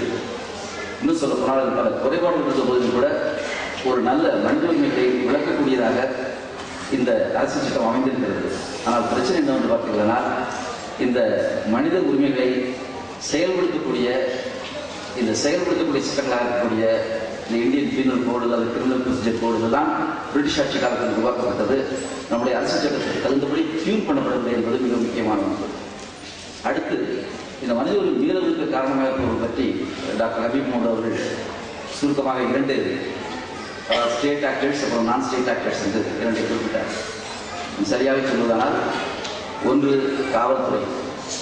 இன்று இருக்கக்கூடிய இந்த என்சிஹெச்ஆர் இருக்கட்டும் அல்லது வந்து ஸ்டேட் ஹியூமன் ரைட்ஸ் கமிஷனாக இருக்கட்டும், இதற்கு வரக்கூடிய புகார்களில் 60% புகார்கள் காவல்துறையினுடைய அத்துமீறல்கள் பற்றிய புகார்கள் தான். எனவே மிகப்பெரிய மனித உரிமை மீறல் மேற்கொள்ளக்கூடிய ஒரு நிறுவனமாக காவல்துறை இருக்கிறது. இரண்டாவது மனித உரிமை மீறலுக்கு காரணமாக இருக்கக்கூடிய அமைப்பு நம்முடைய நாட்டினுடைய சாபக்கேடாக இருக்கக்கூடிய இந்த சாதி வரி என்கிற இந்த சாதி அடிப்படையிலான தீண்டாமை முதலிய கொடுங்கிறது. மூன்றாவதாக நம்முடைய இந்திய தேசியத்தின் இரட்டை பிள்ளையாக பிறந்த இந்துத்துவ தேசியம் என்பது மூன்றாவது மனித உரிமை மீறலுக்கு காரணமான நிறுவனமாக இருக்கிறது. எனவே இவற்றை எதிர்த்து நாம் செயல்பட வேண்டிய ஒரு நெருக்கடியான ஒரு காலகட்டத்தில் நாம் நின்று கொண்டிருக்கிறோம் என்பதை நாம் கவனித்துக் கொள்ள வேண்டும். இந்த மனித உரிமை பணிகள் என்பதை பொறுத்தமட்டில் முன்பு அது பலரும் குறிப்பிட்டது போல ஒரு ரிஸ்கான பணி என்பது ஒரு பக்கம். மனித உரிமை பணிக்காக செயல்பட்டவர்கள் டாக்டர் ராமநாதன் போன்றவர்கள் தான் சொல்லப்பட்டிருக்கக்கூடிய ஒரு சூழல் கூட உண்டு. சமீபத்தில் கூட ஒரு 2 நாளைக்கு முன்னாடி கூட முன்னாள் இந்து பத்திரிகையினுடைய ஆசிரியர் சித்தார்த் வரதராஜனுடைய மனைவியும் சல்வாஜோடு என்கிற அரசாங்கமே பத்திரிகை கூலிப்படைக்கு எதிராக வழக்கு தொடுத்தவருமான பேராசிரியர் நந்தினி சுந்தரை கைது செய்வதற்கான முயற்சி ஒன்றை சத்தீஸ்கர் அரசாங்கம் செய்து முடித்த செய்தி நமக்கு வந்திருக்கிறது. அதே போல டாக்டர் இன்னும் மிக முக்கியமான சில மனித உரிமை போராளிகள் எல்லாம் கைது செய்யப்பட்டு போலீசார் கடத்தி செல்லப்பட்டு டாக்டர் பாலகோபாலை ஒரு பஸ்ஸுக்கு நின்று கொண்டிருக்கும்போது ஒரு போலீசார் கடத்தி சென்று பிரச்சனை கொடுத்தார்கள். இப்படியெல்லாம் நடந்திருக்கிறது. இருந்த போதிலும் இன்னொரு பக்கம் நீங்கள் பார்த்தீர்களா, மனித உரிமை செயல்பாடுகளுக்கு உரிய ஒரு மரியாதையும் இந்திய சூழலில் உருவாகி இருக்கிறது என்பதையும் நாம் கவனித்துக் கொள்ள வேண்டும். நம்பிக்கையான விஷயங்களை நாம் பார்க்க வேண்டும். மனித உரிமை பிரச்சனைகளை பற்றி நாம் ஒரு கருத்தை அறிந்தோ ஒரு அறிக்கை என்பதை சமர்ப்பிக்கக்கூடிய விளைவு ஏற்பட்டால் அதற்கு பத்திரிகைகள் உரிய அளவு முக்கியத்துவம் கொடுப்பது என்பதும், மார்க்கண்டே கட்சி போன்ற ஒரு முன்னாள் உச்சநீதிமன்ற நீதிபதிகள் எல்லாம் முஸ்லிம் இளைஞர்கள் சிறையில் வாடுவது குறித்து அவர்கள் கோர்ட் ஆஃப் லாஸ்ட் ரிசார்ட் என்று சொல்லி ஒரு அமைப்பையே உருவாக்கக்கூடிய ஒரு நிலைக்கு முன்வந்திருக்கக்கூடிய ஒரு நிலையும் நாம் ஓரளவு நம்பிக்கையோடு இந்த பிரச்சனைகளை பார்க்கக்கூடிய ஒரு சூழ்நிலையும் ஏற்படுத்தியிருக்கிறது என்பதையும் நாம் கவனத்தில் கொள்ள வேண்டும். மனித உரிமை பணிகளை பொறுத்தமட்டில் மிக முக்கியமான விஷயம் அது ரொம்பவும் நேர்மையுடனும் உண்மையாகவும் செய்ய வேண்டிய ஒரு பணியாக இருக்கிறது. ஏனெனில் இப்போ நாங்கள் வந்து ஒரு இடத்துல போய் ஒரு பிரச்சனை குறித்து விசாரிப்பதோ அல்லது ஒரு போலீஸ் ஸ்டேஷனில் போய் அந்த சார்ஜ் ஷீட்டோ அல்லது மற்ற விஷயங்களையோ நாங்கள் தேடுவதோ அல்லது ஒரு ஹாஸ்பிட்டலில் போய் ஒரு போஸ்ட்மார்ட்டம் ரிப்போர்ட்டை கேட்கும் பொழுதோ எங்களுக்கு எந்த விதமான ஒரு அத்தாரிட்டியும் கிடையாது. கொடுக்க முடியாதுன்னு சொல்லக்கூடிய நிலையும் இருக்கிறது. பல்வேறு சந்தர்ப்பங்களில் கொடுக்காமல் மருத்துவப்படுத்தக்கூடிய நிலையும் இருந்து போல நம்ம போலீஸ்காரர்கள் இது பாதிக்கப்பட்ட இடங்களுக்கு எங்களை செல்வதற்கு தடுக்கக்கூடிய நிலையும் கூட இருக்கிறது. இருந்த போதிலும் இது இப்படிப்பட்ட ஒரு நிலை கொஞ்சம் கொஞ்சம் இருந்தாலும் பெரிய அளவில் இந்த பிரச்சனைகளில் எங்களால் வெற்றி பெற முடிகிறது என்றால் அதுக்கு காரணம் இவர்கள் ஏதேனும் ஒரு பிரச்சனைகள் தலையிட்டு அது குறித்த ஒரு செய்தி சொன்னால் அது பெரும்பாலும் உண்மையாக இருக்கும் என்கிற ஒரு நம்பிக்கையை நாங்கள் சம்பாதிக்கிறோம். நாம் பாதிக்கப்பட்ட மக்களுக்காகத்தான் சொல்கிறோம். ஒரு தலித்துகளோ முஸ்லிம்களோ பாதிக்கப்பட்டவர்கள் அவர்களுடைய செய்திகள் வெளியில் வரவில்லை, எனவே அதை நாம் வெளியில் உணர வேண்டும் என்பதற்காகத்தான் நாம் போகிறோம். ஆனால் பாதிக்கப்பட்ட மக்களுக்கு சார்பாக நாம் போனாலும் கூட அங்கு இருக்கக்கூடிய உண்மைகளை சார்பில் சொல்வது என்பது மிக முக்கியமான ஒன்றாக இருக்கிறது. பாதிக்கப்பட்டவர்கள் கூடுதலாக சொல்வார்கள். அதையெல்லாம் நாம் கணக்கில் எடுத்துக்கொண்டு மிகவும் 2 நாட்களில் அல்லது 3 நாட்களில் ஒரு 10 பேர் சென்று முற்றிலுமாக உண்மை கண்டறிந்து விட முடியாது. ஆனால் பிரச்சனையில் என்னென்ன முக்கியமான இடங்களை நாம் தொட்டு அதை வெளிக்கொணர வேண்டும் என்ற விஷயத்தை சொல்லக்கூடிய நிலை ஏற்படுத்தினால் நமக்கு ஒரு கிரெடிபிலிட்டி வரும். உண்மையிலேயே இந்த பணி அல்லது மனிதர்கள் பணிகள் வந்து மிக முக்கியமான விஷயம் கிரெடிபிலிட்டி. இந்த கிரெடிபிலிட்டியை சம்பாதிக்க வேண்டிய அவசியம் என்று நமக்கு இருக்கிறது. இரண்டாவது, நாம் இந்த பிரச்சனையை பாதிக்கப்பட்டவர்களுக்கு சார்பாக சென்றாலும் கூட முற்றிலுமாக அவர்களுடன் ஒரு பாட்சியாக நாம் மாறிவிடக்கூடாது. அந்த வகையிலும் ஓரளவு கவனமாக இருக்க வேண்டிய அவசியம் இருக்கிறது. பாதிக்கப்பட்டவர்களுடைய ஒரு பெரிய அளவு நிதிக்காக சார்ந்திருப்பது என்பதோ அல்லது அவர்களுடைய முழுக்க அவர்களை மட்டுமே சந்தித்துவிட்டு நாம் செய்திகளை சொல்வது என்பதோ எல்லாம் இல்லாமல் 2 தரப்புகளையும் சந்தித்து அதில் இருக்கக்கூடிய அடிப்படையான உண்மைகளை சொல்வதற்கு பெரிய அளவு முயற்சிகளை செய்வது என்பதன் மூலமாகத்தான் இந்த கிரெடிபிலிட்டி என்பதை நாம் சம்பாதிக்க முடியும். இதையும் மனதில் வைத்துக் கொண்டுதான் நாம் செயல்பட வேண்டியிருக்கிறது. இறுதியாக ஒன்றை மட்டும் நான் இங்கே குறிப்பிட விரும்புகிறேன். இன்றைக்கு இந்த மிகப்பெரிய அளவில் ஊடக பெருக்கம் நிகழ்ந்திருக்கிறது. 41 நியூஸ் சேனல் 2 ஆண்டுகளுக்கு முன்னரே உள்ள கணக்குப்படியே சென்னையில் மாத்திரம் இருக்கிறது. ஏகப்பட்ட பத்திரிகைகள் இருக்கின்றன. ஜூனியர் விடன் போன்ற இந்த மாதிரியான இந்த வாரத்திற்கு 2 முறை வரக்கூடிய பத்திரிகைகள் எல்லாம் மனித உரிமை மீறல்கள் நடைபெற்றால் உடனடியாக சென்று அங்கிருந்து தகவல்களை கொடுத்து விடக்கூடிய நிலை இருக்கிறது. இது ஒரு பாசிட்டிவான ஒரு சூழல் என்றுதான் நாம் பார்க்க வேண்டும். ஏற்கனவே அரசாங்கம் இது போன்ற மனித உரிமை மீறல்களை மறைக்கக்கூடிய நிலை என்பதெல்லாம் ஒரு சாத்தியமே இல்லை. நீங்கள் அந்த நீலாங்கரை பிரச்சனையாக இருந்தாலும் கூட உடனடியாக அத்தனை பத்திரிகைகளும் அது வந்தது. ஆனந்த உடனே ஒரு பெரிய ஒரு முக்கியமான ஒரு தாக்கம் கூட்டாகவே பெரிய அளவு ஃபேஸ்புக் போன்றவற்றின் மூலமாக பிரபலமாகியது. இன்னும் சொல்ல போனால் ஃபேஸ்புக் போன்றவற்றின் மூலமாகவும் பெரிய அளவில் இந்த விஷயங்கள் உடனடியாக கொண்டு வர முடிகிறது. ஆனால் பிரச்சனை இப்போ என்னவென்றால் இந்த ஒரு நவீன சிந்தனையாளர் சொன்னது போல அதிக அளவில் இன்ஃபர்மேஷன் வர வர அந்த இன்ஃபர்மேஷனுக்கு வலுவில்லாமல் போய்விடுகிறது என்று பாதிலா என்று ஒரு சிந்தனையாளர் இருக்கிறார். அந்த இன்ஃபர்மேஷன் பெருக்கம் என்பது ஒரு பக்கத்தில் அதற்கு எந்த தாக்கத்தை ஏற்படுத்த வேண்டுமோ அந்த தாக்கத்தை ஏற்படுத்தாமல் போய்விடுகிறது என்று சொல்கிறார். அதுதான் யதார்த்தமாக உண்மையாக இருக்குது. நீலாங்கரை பிரச்சனையில் ஒரு 15 வயசு பையன், அந்த பையன் வாயில் வந்துட்டு ஒரு போலீஸ்காரன் துப்பாக்கியாக சுட்டு வந்து கழுத்து குண்டு ஒரு பக்கம் பாய்ந்து வெளியில் போயிருக்கு. இது ஒரு சாதாரண விஷயம் இல்லை. இதற்கு பெரிய அளவு முஸ்லிம்கள் ஆர்ப்பாட்டங்கள் எல்லாம் செய்தார்கள். ஆனால் கடைசியில் என்ன நடந்தது என்று பார்த்தீர்களானால் 238 என்ற இந்தியன் பீனல் கோடில் உள்ள ஒரு செக்ஷனில் அந்த போலீஸ் அதிகாரிக்கு வழக்கு கொடுக்கிறார்கள். வெறும் 1000 ரூபாய் ஃபைன் போட்டு விடுதலை செய்யக்கூடிய ஒரு செக்ஷன் அது. எனவே இப்படித்தான் நீங்கள் பல்வேறு இடங்களுக்கு ஒரு மாதத்துக்கு முன்னர் திருத்துறைப்பூண்டியில் ஒரு லாக்அப் பிடிச்சி அடிச்சு கொண்டு விட்டார்கள். நாங்கள் போய் பார்த்த அந்த பிரச்சனையை ஒரு அறிக்கையெல்லாம் கொடுத்த பொழுது அதற்கு விசாரணைக்காக நியமிக்கப்பட்டிருந்த மேஜிஸ்ட்ரேட் முதல்ல எங்கே வந்து பார்த்தீங்கன்னா பாதிக்கப்பட்டவர்கள் குடும்பத்தில் விசாரிச்சு பிறகு போய் மற்றவர்களுடன் விசாரிக்க வேண்டும். அவர் வேண்டுமென்றே காலம் தாமதப்படுத்தி அந்த காலதாமதத்தின் விளைவாக என்ன ஆகுதுன்னு பார்த்தீங்கன்னா ஒரு 15 நாள் கழிச்சு நாங்கள் அவருடன் தொடர்பு கொண்டால் இந்த பாதிக்கப்பட்டவர்கள் எங்களுக்கு பேசுவது கூட இல்லை. தாங்க என்ன அதுக்கு இடையில வந்து என்னன்னா எடுத்த உடனே பாதிக்கப்பட்டவர்கள் போக கொடுக்குறாரு, இப்படி இருந்து அடிச்சு கொண்டு போயிட்டானே உடனடியாக நடவடிக்கை எடுக்க வேண்டும் சொல்லி. ஆனால் போக போக நல்லது பார்த்தா அவர்கள் வந்து பேரம் பேசுவார்கள். இந்த கேஸ் போட்டு என்ன நடக்க போகுது என்று சொல்லி ஏதோ 2 லட்சம் 1 லட்சம் வாங்கிட்டு பிரச்சனையை தீர்க்கக்கூடிய ஒரு நிலை என்பது ஏற்படக்கூடிய ஒரு விஷயமாக இருக்கிறது. எனவே இப்போ நாம் வந்து இப்போ இந்த நீலாங்கரை பிரச்சனையோடு நான் போய் அந்த பையனெல்லாம் பார்த்துட்டோன்னே ஆனால் ஒரு அறிக்கையெல்லாம் கொடுக்கல. காரணம் என்னன்னு கேட்டீங்கன்னா, நாங்கள் என்ன அறிக்கை கொடுப்போமோ அதை விட அதிகமான செய்திகள் பத்திரிகையில் ஏற்கனவே வந்துவிட்டது. டிவி போன்ற எல்லாத்துலையுமே அந்த பையனை நேரடியாக பேசுறதெல்லாம் காமிச்சாச்சு. பிரச்சனை ஒரு மனித உரிமை பிரச்சனைகளை பொறுத்தமட்டில் செய்தியை வெளிக்கொள்வது என்பது ஒரு காலத்தில் முக்கியமாக இருந்தது. இப்போ செய்தியை வெளிக்கொள்வது கூட பிரச்சனை தொடர்ச்சியாக என்ன செய்வது என்பதுதான். அந்த ஃபாலோ பேக் அப்படிங்கிறதை செய்வதற்கு ஒரு வலுவான ஒரு அமைப்பாக செயல்பட வேண்டிய ஒரு சூழல் இருக்கு.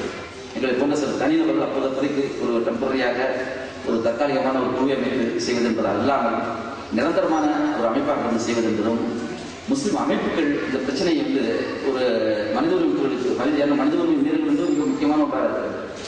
ஒரு புத்தகத்தில் நம்மை பற்றி தவறாக செய்தி இருந்தாலோ, ஒரு திரைப்படத்தில் நம்மை பற்றி தவறாக செய்தி இருந்தாலோ, அதற்காக நாம் காட்டுகிற கொதிப்பு என்பது உண்மையிலேயே நம்முடைய மக்கள் பாதிக்கப்படக்கூடிய இந்த பிரச்சனைகளில் அதை விட அதிகமாக இந்த பிரச்சனையை ஏதோ ஒரு டோக்கனாக ஒரு சாலை மறியல் என்பது போல அல்லாமல் அது ஒரு ஒரு ஒரு வக்கீல் குழு அல்லது வந்து நீங்கள் ஒரு தொடர்ச்சியாக ஃபாலோ பண்ணுவதற்கான ஒரு அமைப்பு என்பதெல்லாம் ஏற்படுத்தி அடுத்தடுத்து அந்த பணிகளை செய்து கொண்டு போனதுதான் இந்த பிரச்சனைகளிலிருந்து நாம் விடுதலை பெற முடியும் என்பதையும் நான் இங்கே இந்த சந்தர்ப்பத்தில் சுட்டிக்காட்ட விரும்புகிறேன். கல்வித்துறை சார்பாக மீனவர்கள் பரிசீலித்திருக்கிறார்கள். அது குறித்து நிறைய பேசப்பட்டது. ஒரு நல்ல பள்ளி அவர் அமைத்திருக்கிறார் என்பது, ஏராளமான முஸ்லீம் கல்லூரிகள், இன்ஜினியரிங் கல்லூரிகள் போன்றவற்றெல்லாம் இருக்கிறது பற்றியெல்லாம் எல்லோரும் சொன்னார்கள். என்னுடைய ஒரு சின்ன சஜஷனாக நான் அது தொடர்பாக குறிப்பிட விரும்புவது, அது குறிப்பாக இந்த நீலாங்கரை பிரச்சனைக்கு பிறகு நான் சொல்ல விரும்புவது என்ன வந்து பார்த்தீங்கன்னா, அந்த பையன் வந்து அன்றைக்கி திருடாமலாம் வந்து அவங்க பிடிச்சிட்டு போகலை. ஒரு ஒரு கோவிலில் கூட்டு இல்லாமல் இருந்த ஒரு உண்டியலில் ஒரு 300 ரூபாய் பணத்தை எடுத்துகிட்டு போய் அவன் ஏதோ கடல் மிட்டாய் பிஸ்கட் சாப்பிட்டு சின்ன மிச்ச காசை எண்ணி கொண்டு இருக்கும்போது அந்த பையனை வந்து பிடிச்சிட்டு போகிறாங்க.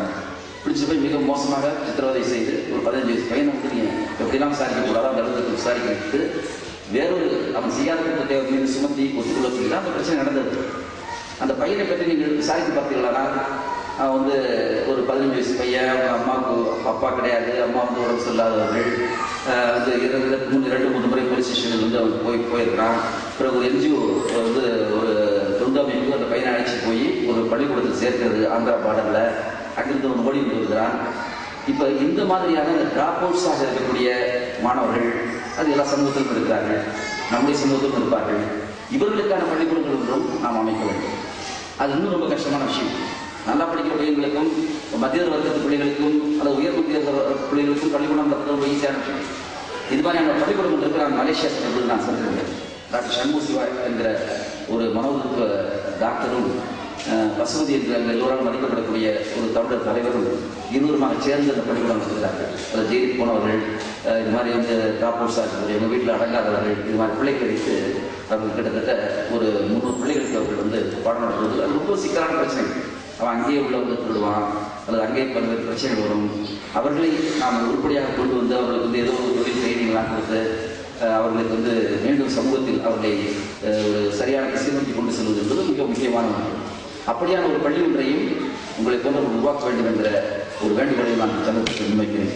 இறுதியாக இந்த பரிசு உண்மையிலேயே ஜனாப் ஜமீல் அகமது பற்றி எல்லோரும் குறிப்பிட்டார்கள். நான் அவரை பற்றி எனக்கு அதிகம் தெரியாது. இருந்தபோதும் ஒரே ஒரு முறை IFT நான் சந்தித்திருக்கிறேன். என்னுடைய புத்தகத்தை அவர் எந்த புத்தகம் என்று தெரியவில்லை, வாசித்து பார்க்க வேண்டும் என்று சொல்லி ஒருவர் அழைத்து சென்றார். அவருடன் மதிய உணவையும் பகிர்ந்து கொள்ளக்கூடிய நிலை எனக்கு அங்கு இருந்தது. அப்பொழுதெல்லாம் கூட எனக்கு அவர் எவ்வளவு சாதனைகள் செய்தவர்கள்லாம் எனக்கு தெரியாது. இங்கு பலரும் சொல்லியதை கேட்கும்போது, குறிப்பாக ஒரு 150 புத்தகங்கள் வெளிவிடுவதற்கும் திருக்குறள் மிக சிறந்த முறையில் மொழிபெயர்க்கப்படுவதற்கும் சமூகம் இதழ் உருவாவதற்கும் அவர்கள் வகித்த பங்கிருந்ததெல்லாம் ரொம்பவும் நெகிழ்ச்சியாக இருக்கக்கூடிய ஒன்று என்பது மட்டுமல்ல, இந்த 150 புத்தகங்களும் ஒரு பக்கத்தில் முஸ்லிம்களுக்கு அது புனித நூல்கள், முக்கியமான மார்க்க நூல்கள் என்பது ஒரு பக்கம் இருந்தாலும், இன்னொரு பக்கம் தமிழுக்கு வந்த படை என்பதையும் நாம் நினைத்து பார்க்க வேண்டும். எனவே முதலில் நல்ல ஒரு திருக்குரான் மொழிபெயர்ப்பை முயற்சி செய்த திருநறையூர் தாவூத் ஷா ஒரு பகுதியை புத்தகமாக வெளியிட்ட பொழுது, வாவிஸ் ஐயர் என்று நீங்கள் எல்லாம் கேள்விப்பட்டிருப்பீர்கள். அந்த தமிழறிஞர் அவர் தான் முதல் சிறுகதை எழுதியவர் என்றும் தமிழின் திறனாக அறிமுகப்படுத்தியவர் என்றும் குறிப்பிடுவார்கள். இன்னொரு பக்கம் அவருக்கு வந்து இன்னொரு இழிபெயரும் உண்டு. ஒரு இறுக்கமான ஒரு இந்துத்துவ சிந்தனை உடையவர், சாவர்கரை நண்பராக வந்தவர். ஆனால் அவர் தாவூத் ஷாவினுடைய அந்த திருக்குறான் மொழிபெயர்ப்பை படித்து விட்டவர் சொன்னார், எழுதினார் பத்திரிகையில், ஒவ்வொரு தமிழ் வீட்டிலும் இருக்க வேண்டிய நூல் என்று சொன்னார். ஏனெனில் அவரை பொறுத்தமட்டில் ஒரு தமிழ் அறிஞராக இருந்து அந்த பிரச்சனையை பார்க்கும் பொழுது அது இன்னொரு மதத்தாருடைய புத்தகமாக இருந்தாலும் தமிழுக்கு வந்து புதிய சொத்து என்கிற அடிப்படையில் அதை பார்த்தார். அந்த வகையில் தமிழுக்கு வளம் சேர்த்தவராகவும் அவர் இருக்கிறார் என்பதையும் இங்கே சுட்டிக்காட்டி இந்த விருதை வழங்கி சிறப்பித்த உங்கள் எல்லோருக்கும் என்னுடைய நன்றிகளை மீண்டும் சொல்லி நீங்கள் எங்கள் மீது வைக்கக்கூடிய இந்த நம்பிக்கைக்கு தக உழைப்பதற்கான ஒரு உற்சாகத்தை வந்திருக்கிறது என்று கூறி விடைபெறுகிறேன். நன்றி, வணக்கம். இஸ்லாமிய நிறுவனம் அறக்கட்டளையின் பொருளாளர் வேட் டு வேட் குர்ஆன் வகுப்புகளின் மூலமாக நூற்றுக்கணக்கான சகோதர சகோதரிகளுக்கு சென்னை மாநகரத்திலே குர்ஆன் விளக்க வகுப்புகளை நடத்திக் கொண்டிருக்கக்கூடிய சகோதரர் இம்ரான் அத்தீப் சேட்டவரை நன்றியுடைய ஆற்றலுமாறு அன்புடன் அல்ஹம்துலில்லாஹி ரப்பில் ஆலமீன் வஸ்ஸலாத்து வஸ்ஸலாமு அலா ரசூலில் கரீம் ஆலிஹி வஸஹ்பிஹி அஜ்மஈன். At the outset, I would like to thank Allah subhanahu wa ta'ala for having given us this thought of commemorating the award function today evening in memory of the great marhum Maulana M.A. Jamil Ahmad Sahab. M.A. Jamil Ahmad Sahab was an institution by himself, a motivator, an inspirator, and an institution by himself by which so many students have benefited out of his hard efforts which he put forth in all aspects of human activity in this world. May Allah subhanahu wa ta'ala grant him forgiveness. May Allah grant him the highest level in paradise, Jannatul Firdaus. As all functions come to an end, so also this particular function commemorating the awardees for the year 2013 also draws to an end, with the firm conviction that inshallah in future also every year we will be selecting the best personalities who have contributed for the service of mankind, and inshallah this with your efforts and cooperation will be a continuous endeavor of Islamic Foundation Trust in the years to come. I would like to thank Maulvi Imam Muhammad Dawoodi Sahab for his recitation of the Quran. I Jalaluddin Sahab for the welcome address. I would also like to thank Dr. T. Aziz Lutfullah for having introduced the three personalities in a very broad-based manner. Most important, the chief guest, a very aged personality in spite of his schedule, still spared time this evening to come here and honor us in this gathering. Silamuli Channapan Sir, may Allah grant him long life to serve the country and state. Professor Jawahirullah, who came and acknowledged and accepted our invitation to speak a few words also. The General Secretary of Islamic Foundation Trust, Abdul Raqib Sahab, Janab S.N. Sikandar, President Welfare Party of India, Tamil Nadu, Dr. K.V.S. Habib Muhammad for his inspirational speech, Janab Shabir Ahmad Sahab for presiding over this function, K. Jalaluddin for his hard work, who worked day and night for the success of this function, the two awardees, Professor Marx and my friend and also a student of mine in the Quran class, Ahmad Miran Sahab.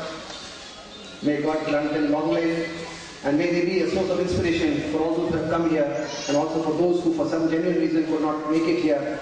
May these two personalities be an inspiration for many more such personalities to emerge and serve the community and humanity in general. I also thank the management of this auditorium for having granted us this venue. I thank all the brothers and sisters, and most important, the trustees of Islamic Foundation Trust who have worked hard to make this function a memorable success. Jazakallahu khair, wa akhiru da'wana, alhamdulillahi rabbil alamin.